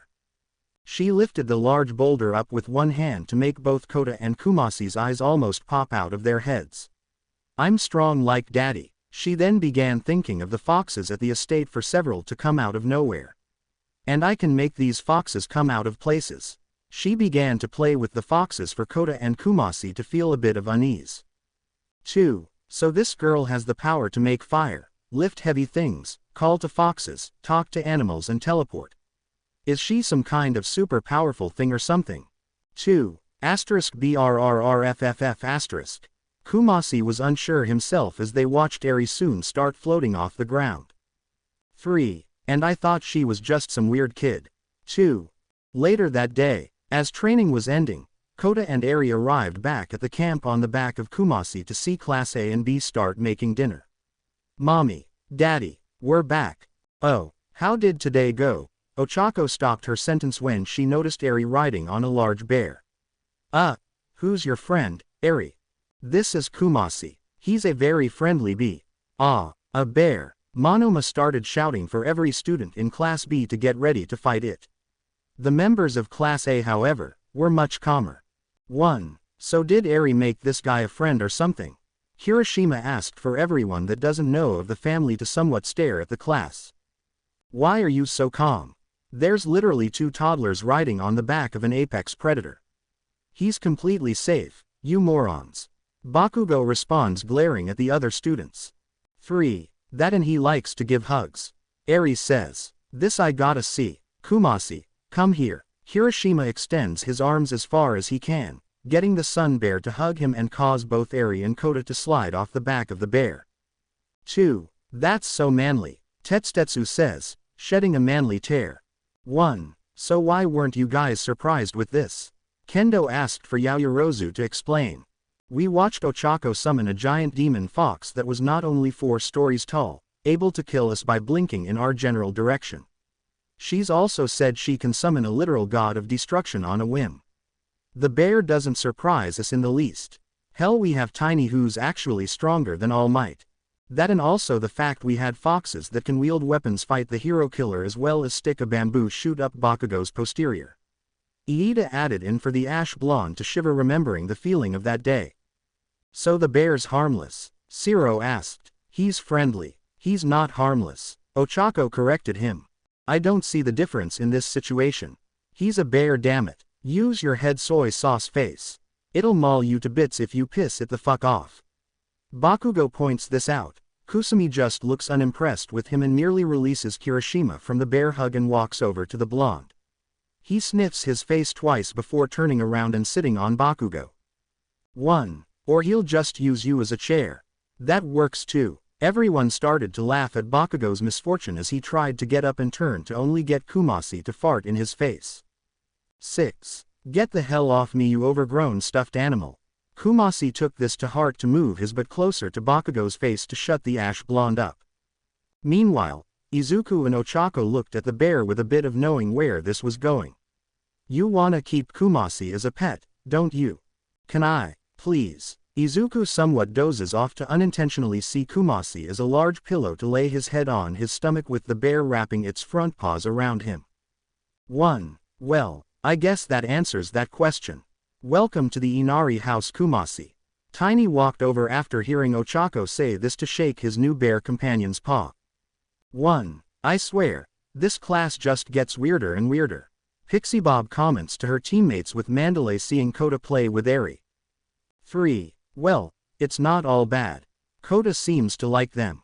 She points this out for the pussycats to smile at the scene. The next day of training came for Class A and B, with those that had to take remedial lessons being drained beyond drained.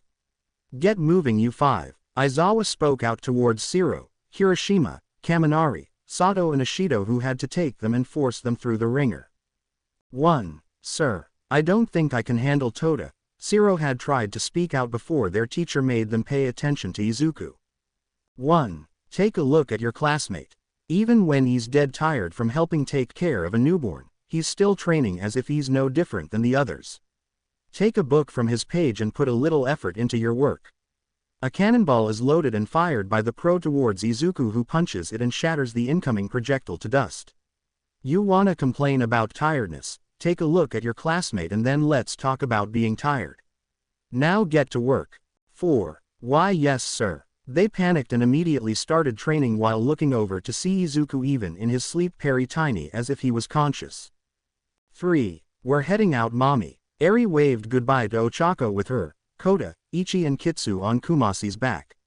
Kaken said there's a pretty waterfall that makes rainbows that he wants to show me. Okay. Just don't get into trouble, okay? We won't. The two kids began heading out while Ochako cared for Seiko. Once they left, Mandalay walked over to Ochako somewhat worried for her nephew's safety. Is that bear actually safe for them to travel around with? I know that you and your daughter have the ability to do extraordinary things, but still. Kumasi and Eri are friends, so I don't see a problem with it. He also has the trust of Goddess Inari from what Tiny said. Don't worry. Still doesn't mean Kota riding around on a bear whose species causes problems like a grizzly makes me at ease. Later that evening, after training was done and dinner was finished and cleaned up, the members of UA were able to partake in a test of courage compliments of the Pussycats. However, the members of the remedial courses were told they couldn't do this due to lack of progress in today's training and were brought to do more remedial courses. Meanwhile, Izuku started to wake up a bit more to begin holding Seiko in his arms. Oh, who is daddy's pretty girl? Izuku held the small child to see her face and smile. Who's daddy's pretty girl? Hearing this, the infant began to smile happily at this question. Is it you? Are you a pretty girl? The scene made many present smile at the kind-hearted act done by the father and daughter before being brought back to reality to be told what was happening. To make things relatively simple, Class B will be positioned around a route with groups of 2 for Class A going in to try and make the test of courage. The winners are those that collect the most keychains at the midway mark that was watched over by Ragdoll and returned to the start. They all drew lots with Izuku finding himself alone in this. Well, that stinks for Izuku. Ochako felt a bit of empathy for her husband before looking around. Hey Izuku, have you seen Eri? She said she wanted to go see a spot with Kota. I made sure Kumasi and Tiny followed her just to make sure Kota and her are safe. 4. Okay then. Ochako put this to the back of her mind while getting ready to do the test of courage with Sue. If you wanna switch, I'm fine going by myself and you going with Midoriya. I'm good. Besides, at least he has Seiko to keep him company. Next group, Ribbity and Mama Fox. Pixie Bob shouted for the two to enter into the forest. While walking in, Ochako began listening around to hear the members of Class B rustling around them. Seems they're trying to work as hard as they can to make us scared. Be careful where you walk, Sue. One of them is holding their head on the ground. What are you? The frog girl stopped when she realized what Ochako meant. Underneath her foot, Setsuna Tokage's head of Class B was in the center of the ground. How are you faring down there, Tokage? Ochako calmly spoke to her Class B counterpart for it to somewhat confuse her. Aren't you gonna scream, shriek, hold the other like you're afraid of me? Come on, this is gold. Clearly you have not met Kurama. If you had seen him, you would know fear. Her voice went dark to somewhat spook the self-amputation quirk user. Have a swell night. Also, say hi to my husband and daughter for me. Ochako walked away with Sue humming a happy tune for Tokage to lay there completely confused. What the actual fuck? None of them are scared of me. I'm a decapitated head for Christ's sake. 6. Back at the starting line, Izuku began feeding Seiko from a bottle with the next group preparing to go. Before they did, Mandalay and Pixie Bob began noticing large amounts of smoke in the distance and an abnormal smell. What's that smell? It smells like moist iguana. The blonde crow questioned before feeling as if she was being pulled back by something. Hey, what's going on?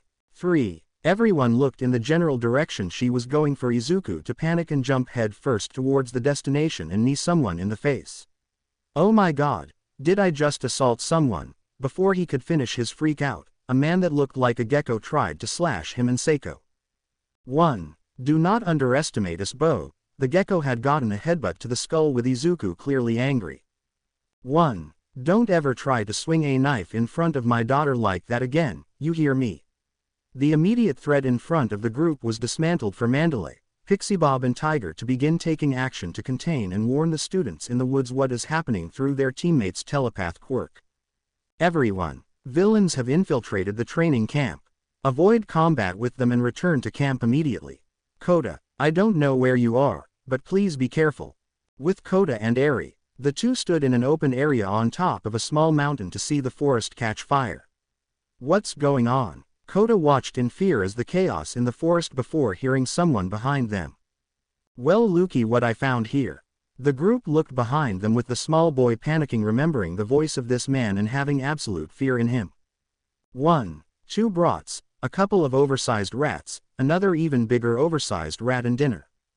I don't like you, Eri responded with a completely unenthused voice before extending her small hand and flicking in the general direction of the unknown assailant. The resulting force from her power rips the top half of the plateau away in a burst of condensed force. The villain was not only unprepared for the attack but was almost torn in half at the waist, being directly hit at point-blank range. My friends, they don't like you either. A human-shaped silhouette is burrowed hundreds of feet into the remaining cliff face and clear through the other side. 3. Are you crazy? That's Muscular. He's a killer. Kota began freaking out in fear while pulling Eri away from the area. We gotta run or he's gonna kill us. Not budging an inch, Eri looked into the hole to hear mad laughter from inside. Hee hee ha ha ha ha ha. I gotta laugh at myself for that one. Who would have thought some bedwetter would be able to? He was immediately cut off by Eri repeating the same attack she did earlier, this time sending him flying towards space as she yawns completely unamused. 6. He's persistent. Tiny points out, seeing the villain still trying to resist. Miss Eri, allow me to explain to you how to summon someone that I think Kota will enjoy seeing. Tiny explained the basics of how to summon a certain follower of Inari.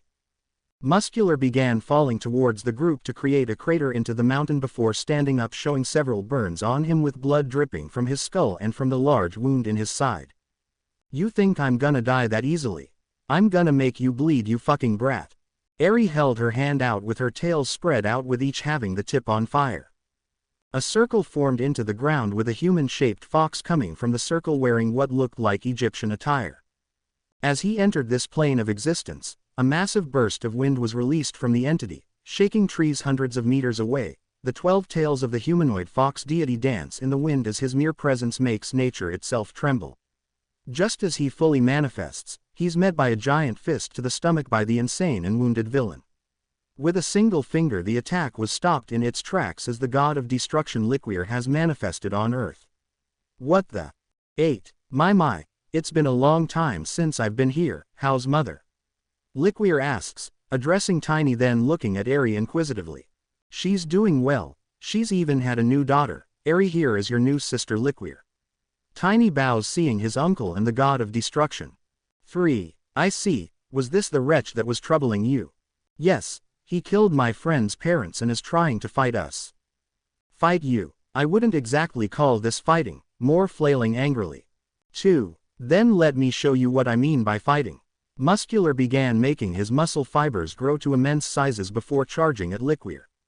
Die, you stupid rat. With only his pointer finger, the god of destruction stopped the attack once more before quickly grabbing the villain's fist, preventing him from escaping.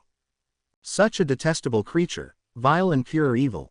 A being of such filth does not deserve to exist. Liquier flattens his opposite hand out to a palm and places it in the face of Muscular.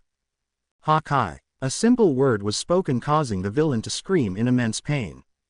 Every single atom in his body was disintegrating into nothingness, causing immeasurable pain to the villain. After brief moments of agony, the purple-hued villain vanishes into the void, his soul completely destroyed in the process, and he ceases to exist. Boy, Kota looked at Liquier in fear for what just happened. That man is never going to come back into existence again. There is no hell for him. Every trace of his very being, including his soul, has been erased. He no longer exists, neither in this world or the next. Do you feel any form of peace knowing that? Liquier crouches down as he explains this to Kota, the almost 9 feet tall fox deity, getting down to the young boy's height so that he can understand his sincerity. 11. Kota looked at the place muscular once was before looking at the fox god. Why yes, he can't hurt anyone anymore, so I'm happy about that. Very well, I shall take my leave then. Tiny, I trust that you can bring these two somewhere safe. Liquier stood back up from his crouched position before turning to Tiny. Yes sir. Liquier disappeared as if nothing happened for Kota to look at Tiny for an explanation. That was Liquier, the most powerful fox under the Inari house. He is the firstborn of the goddess and the strongest of her children. That is why he has the title of God of Destruction. Only Inari has ever been able to match him in power and the only person to have ever beaten him when he still trained under her. His power was so great the gods created a whole new universe for him to rule. Wah! Kota held his excitement a bit before him and Eri were picked up by Tiny and placed on Kumasi's back. Let us return to the camp. It is no longer safe for children to be walking about. With Izuku began to run as fast as he could through the forest trying to find Ochako and his classmates. As he did, Seiko held onto her father tightly, refusing to let go in fear she'd lose him to force Izuku to bring her along. It's okay Seiko. Daddy's gonna find mommy and make sure we're all okay. Everything's going to be okay soon. His words did little to stop her crying however, as he came through a set of bushes something caught his eye. One of them was burning with black fire. That's not good. Much like before, a giant orange-furred fox's paw leaches out of the black inferno before being followed by the giant body of the demon Kitsune. Wait! WHO summoned Kurama. 3. The fox demon looked down to Izuku's arms to point towards Seiko. From what I was told when summoned, she is worried for both you, her mother and her friends in your class. The booming voice of Kurama seemed to be the key to calm Seiko, causing the infant to open her green eyes gazing up at the giant fox. Izuku notices something however, her eyes have changed slightly now, incorporating the symbols that were present when Kurama was summoned the first time.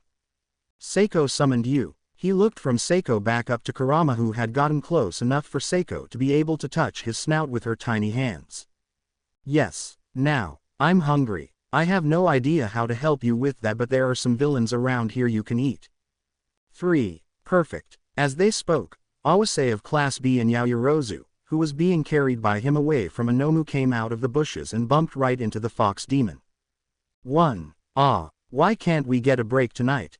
Awase screams at the sight of the fox demon, however Kurama turns, looks at him, then leans over and bites the top of half of a chainsaw-wielding Nomu off.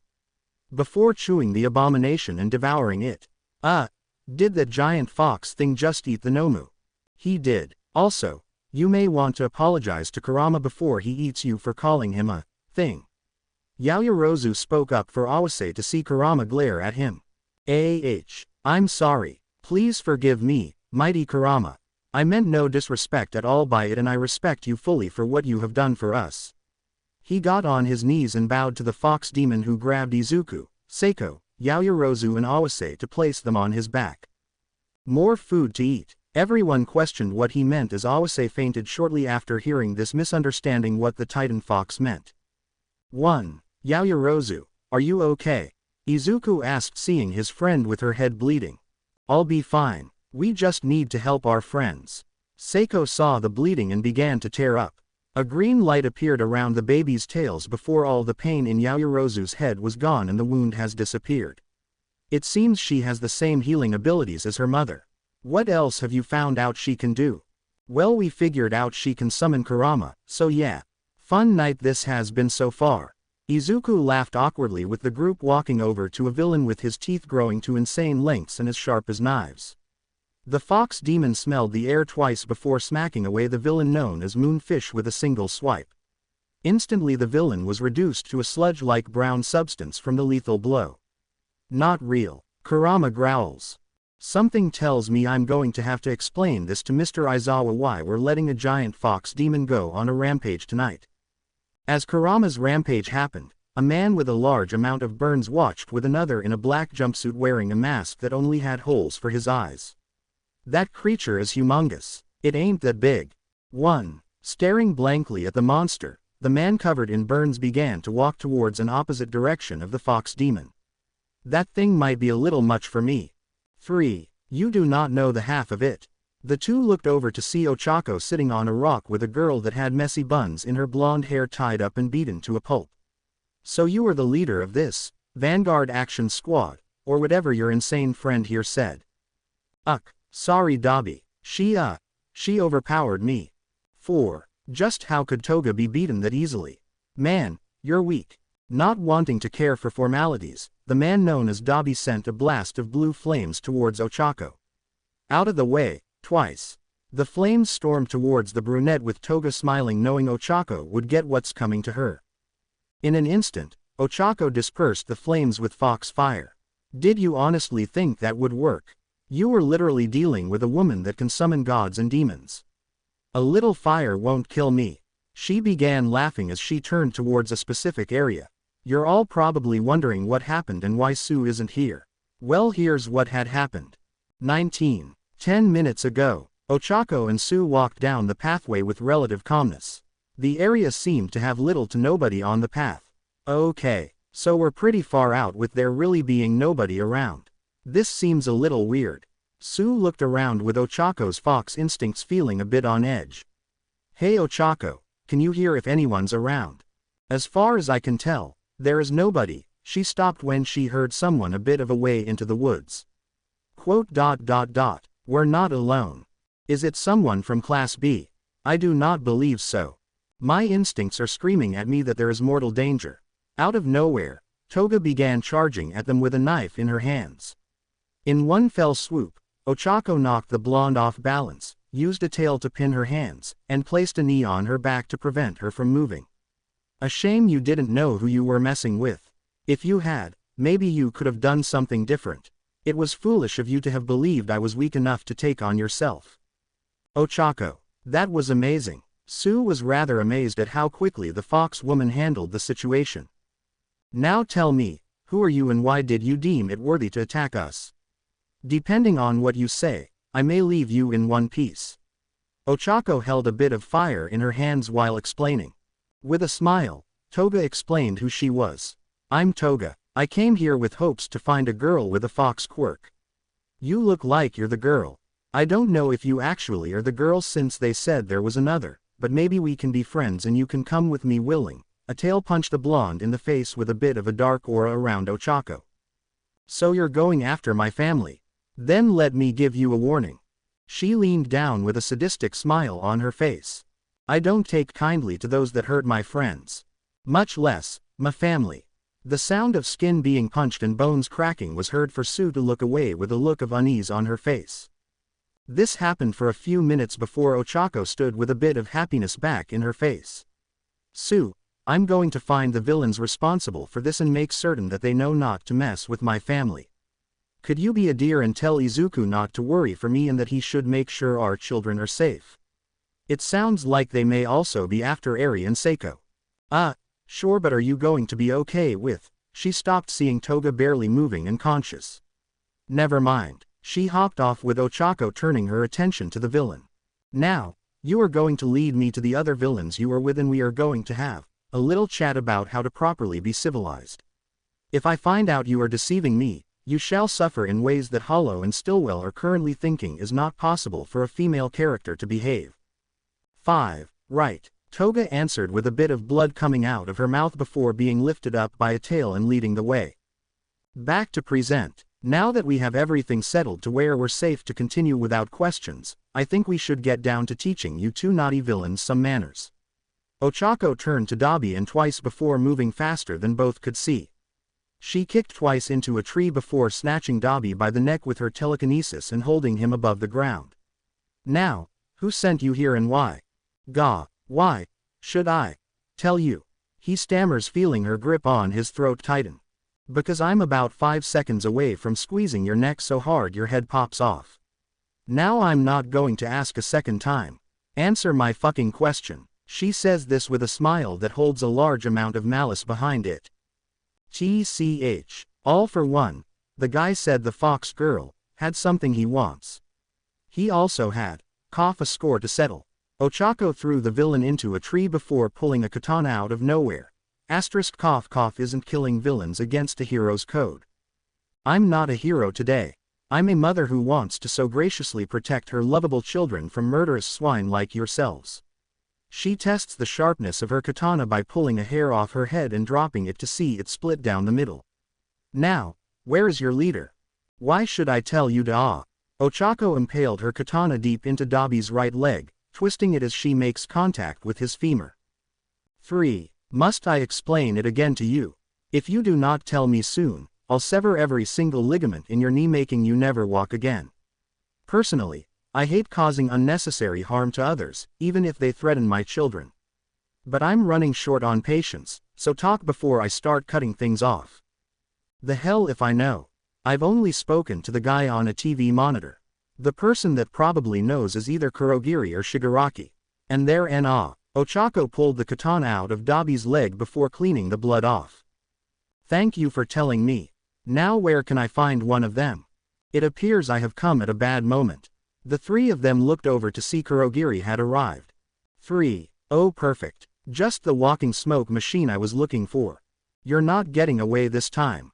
Before Kurogiri could react, he was pulled off the ground by an invisible force and forcibly molded into a human ball thanks to Ochako's quirk. Thank you for your cooperation, Dabi, but you're no longer of use to me. The katana blade is yanked up into the air before slashing around so fast it sings through the air as it severs Dabi's head from his neck, but, to Ochako's surprise, his body turns into a strange muddy substance after her killing blow. That's interesting. Ah, you killed him. I'm fortunate that I made a clone of Dabi when I did. Shut up, you Deadpool rip-off. You're probably a clone too.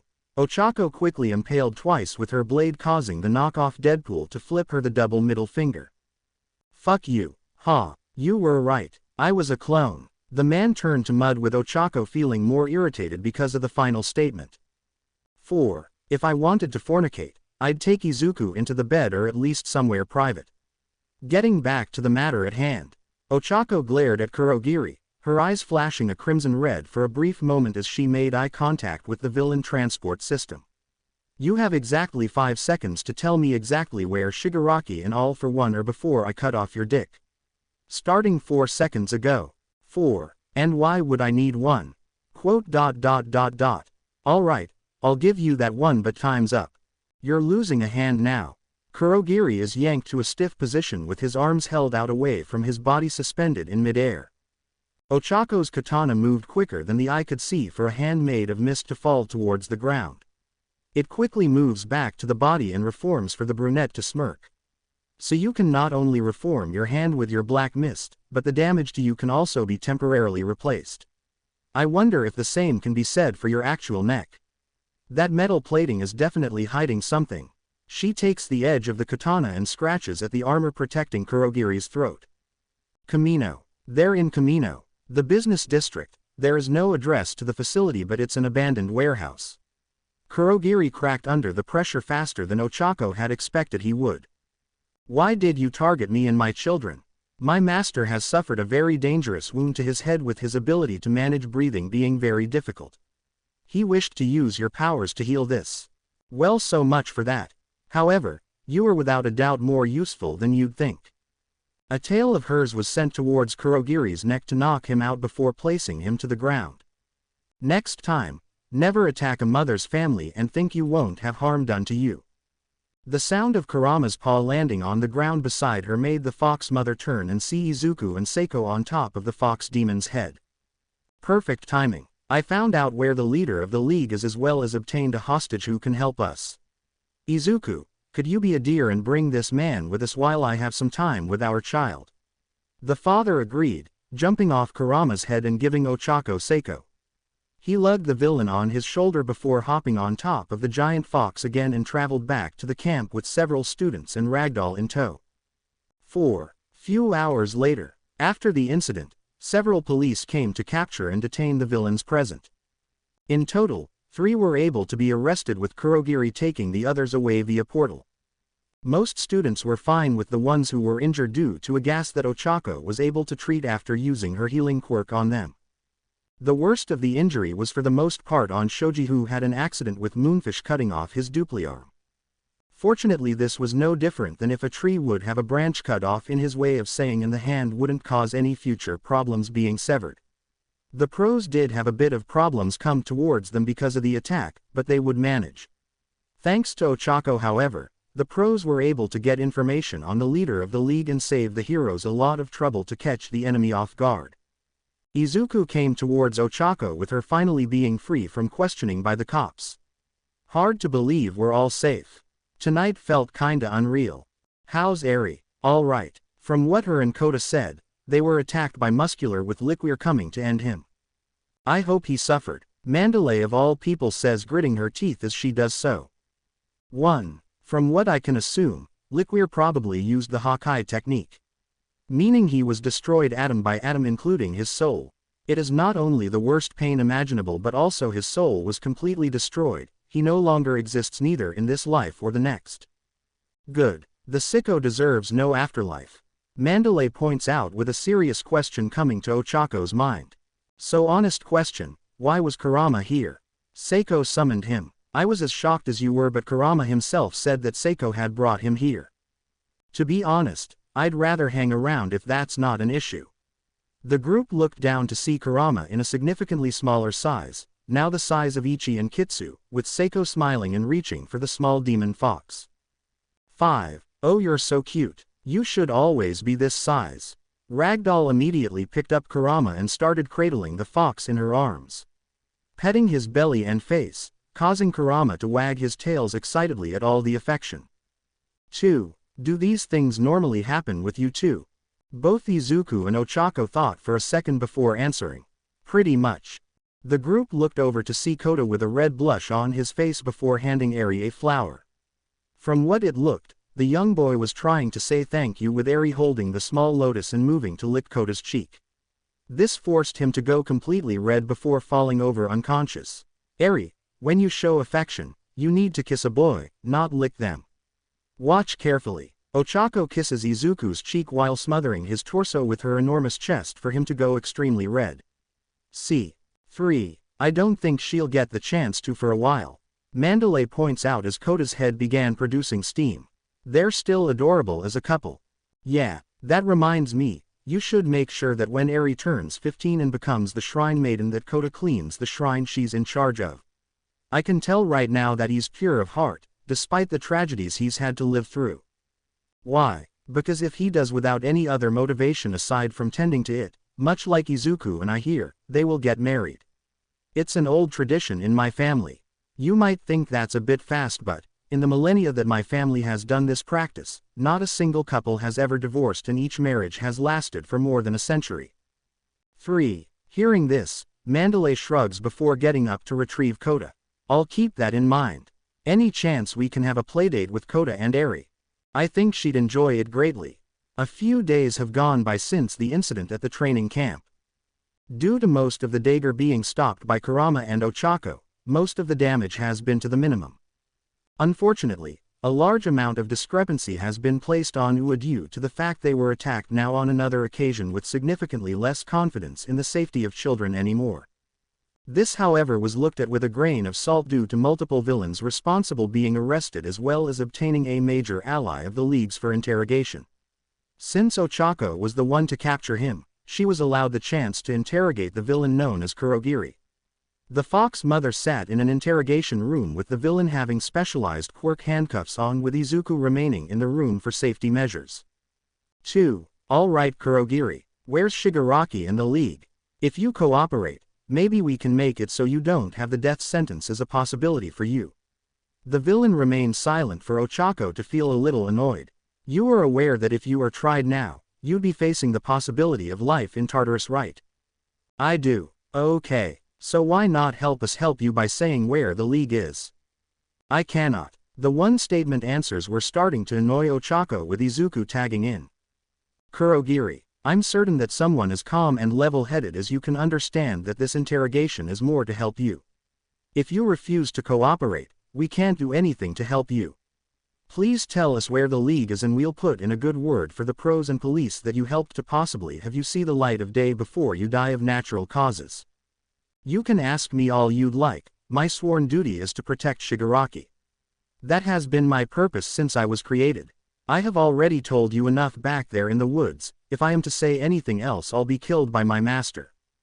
Created. Both thought this with Ochako continuing this. What do you mean by created? Are you saying you're not human? Kurogiri remained silent for Ochako to stand up. That's it, I'm getting my katana. You're a Nomu, aren't you? Izuku looked over to see Ochako stand up and go for a katana by the door. Wait, we can't harm him in custody. He tried to hold Ochako back by lifting her up and holding her in the air. This ended badly on him as he ended up falling backwards due to the size difference.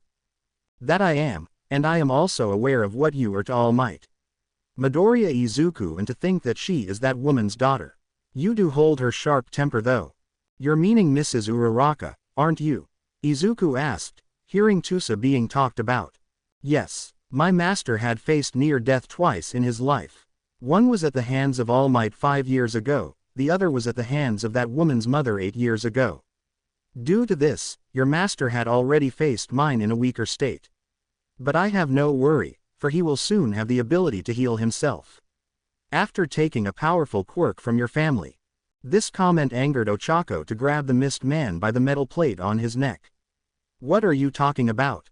I swear, if you're going after my children that I'm going to. I am not the one you should be concerned with. You should be more fearful of my master who has been able to alter and create a quirk to allow him access to your family. What are you talking about? What do you know that we don't? Kurogiri remained silent after saying this for it to unnerve both Izuku and Ochako. We gotta head back to Ua. I'm worried after hearing that. Same here. The two finished up and headed out to the police to say that they found out and make their way as fast as they could back to Ua. At the dorms, Eri was sleeping peacefully in her bed with Ichi snuggled up under her arm and Kumasi on the floor sleeping soundly as a guard dog. Out of nowhere a strange portal came from under where Eri was resting for her to slide in it with Ichi. Feeling something off, the small fox opened his eyes to see what was happening. He began to frantically yip and bark Eri awake for her to look and see herself falling into a portal. What's happening? Brrrrm. Kumasi charged attempting to grab Eri and pull her up and out of the portal. As he did however, a blast of wind pressure came to send both him and Ichi through the door of the room to alert everyone on the girl's side. They entered the room to see Eri panicking and holding onto whatever she could to get out of the hole she was being pulled into. Eri, Sue used her tongue to wrap around the small fox child. This only failed as another blast of wind pushed the tongue away before an explosion was heard. Out of the way extras. Bakugo charged into the room with Eri's hand being held out before going into the portal with Bakugo getting inside just as it closed.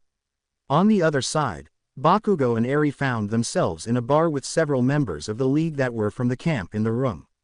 Alright, who the fuck tried to take the nerd's kid. I'm not fond of him, but the Rugrat isn't half bad. 1. Well, if it isn't Katsuki Bakugo, you were the other target we needed. Perfect, we got you and the brat. Magna, subdue him, Shigaraki says to the magnetism quirk user. Magna grabs her large concrete column trying to strike Katsuki to knock him out. With a sneer Katsuki blasts the column out of Magna's grip before making a beeline to Shigaraki. Before he could blast him, Magna activates her quirk on Katsuki drawing him back towards her. Bakugo turns around in a blind rage and blasts himself into Magna. With the force of her own quirk on him and his explosion, she has no time to evade this lunge by Katsuki, who spears himself into the villain's chest, knocking her back into a wall. You're not leaving here alive since you kidnapped the brat. Eri shields her eyes as the heat of a massive explosion radiates from where Katsuki had tackled Magna. She has to force herself from not looking at what Katsuki had done, as the last thing she saw before closing her eyes was Katsuki grabbing the villain minion by the face. That's enough, young Bakugo. A new voice echoes through the room. The metallic voice immediately causes the fur on Eri's tails to stand up on its own. In the room she can sense a new entity enter, and this being is the embodiment of greed and evil. The girl won't be harmed, and neither will you if you don't resist. Go fuck yourself, you Walmart brand Darth Vader. Katsuki turns to face this new entity before cupping his right hand in front of his left and firing an AP shot at the figure in black. With a single hand, All for One catches the AP shot before dissipating it into smoke. Katsuki's eyes widened in shock seeing his newest attack so easily dissolved like nothing. 5. Spinner. Toga, restrain the rambunctious hero in training would you? He's already caused enough damage. Toga and Spinner immediately lunge and pin Katsuki to the floor trying to cuff him. Now as for you, daughter of Inari, there is a reason as to why you are here. Don't you dare touch her. Katsuki screams trying to keep All for One from getting close to Eri who was petrified in fear. Put a gag in his mouth already. He's going feral. I'll skin every last one of you if you hurt her. Assholes! Exclamation mark! Get off me! Katsuki skins and grabs the tunic of Spinner before placing a hand flush to the lizard villain's chest and blasting a hole straight through the gecko man. Seeing another one of her allies fall, Toga produces a switchblade and stabs Katsuki's hand into the floor pinning him. That's not gonna stop me bitch. Katsuki rips his own hand with the knife still embedded in it out of the floor before kicking Toga off of him and turning to face All for One. With the stabbed hand Katsuki creates the largest blast he can, sending the blade spinning like a throwing knife out of his palm and towards the villain leader. All for One turns to face Katsuki just as the knife whizzes past All for One's head, shattering the glass of his life support helmet and cutting his cheek before embedding itself to the hilt in the dartboard behind him. 3. Impressive. It seems desperation and fury powers his quirk, but I have no use for it. Sleep Katsuki, I have plans for you later. All for One stabs Katsuki in the shoulder with a strange black tendril formed from his index finger. In an instant, consciousness fades from Katsuki causing him to collapse on Toga. Now that the interruptions are out of the way, let's get down to business, child of Inari. I ask that you heal my wounds. 1. Across Japan, sir, we've just received word of multiple sounds of gunshots and explosions coming from a back alley in Kamino. Present Mike shouts as he rushes to Nezu Aizawa and All Might who were investigating the disappearance of Katsuki and Eri. Police reports are saying it's at 3rd and 15th Avenue in an abandoned building slated for demolition. That's where they've been taken. Explosions. Quickly get the Uraraka Samurai and every pro hero you can. If the person who I think is there. We're going to need every hero in Japan to combat this menace. All Might shouts at Mike and Aizawa who quickly pull their phones and call the private hero's communication service. Who though? Who could have done this? Mike shouts just as his call connects with the communicators. All for One. In the spiritual world, unbelievable. That man wishes to cheat death and willingly takes my own daughter to do so. Unforgivable. Shinigami, get your ass in here now. Inari began shouting in anger, and just as soon as the words left her mouth, a black torii gate appeared in the fog of Inari's rice fields. Through it walks a masked man in a typical warrior's black gii with long black hair and a chipped and serrated katana drawn and held to the side. 3. What is it now, Inari? It's not even half past the turn of the century. Just let me sleep, woman. Shinigami groans hearing his sisters yelling. Let me guess. Someone was born with another immortality quirk that I need to go and fix. He grumbles. No, you underworld-dwelling cretin. That fucking mongrel Shigaraki Akuno stole my fucking dog there. This got the god of death's attention. Okay, but I can't just calmly handle a being like that who holds a lot of power. Remember that our powers can't directly interfere with mortals unless it's absolutely necessary. What do you mean absolutely necessary? Eri is my daughter. She has as much power that I do if not more than I do since she's just a child still. Get your dusty ass in gear and help me with this, damn it. Inari was hysterical at this point, now grabbing the wispy hair of her brother and screaming in his face. 3. What do you expect me to do? Raise the dead and send an undead army after the guy? We can't interfere more than we already do unless you want to explain to Dad why we just appeared on Earth just to brutally murder some human villain. I'm not going down there unless it's another immortal. It is another immortal, you dumbass. He stole the quirk of the last one I told you of. This piqued Shinigami's interest. Well, he still is technically human, so I can't directly interfere with this. Shinigami was cut off once again by his sister yanking his hair and yelling even louder. You have about 10 seconds to do something or I'm shoving my foot so far up your ass you'll taste balsa wood. However, nothing is saying I can't indirectly play a part in this. Inari didn't understand what he meant for the god of death to motion her to follow him. He led her into the gate he entered through and walked down a dark corridor. The region was filled with the damp dark feeling of a dungeon with the occasional scream of the damned. As they neared his personal chamber, Shinigami opened the door to walk directly to a chest. Inside it held an amulet of very powerful souls swirling inside. Unlike most souls, the souls of the Inari cannot be put back into the cycle and are made by your power. My power allows the cycle of souls to be sent back to the realm of man to happen and not, while you can create them yourself. In that amulet holds the souls of your diseased shrine maidens and samurai of almost every single one of your shrines since their births. My job is to hold them away from the cycle being far too powerful to be put back in and only putting them back in to be part of the next lineage of your worshippers. So I had to make an entirely new afterlife for them, their own heaven I suppose you could call it. So what am I supposed to do with this?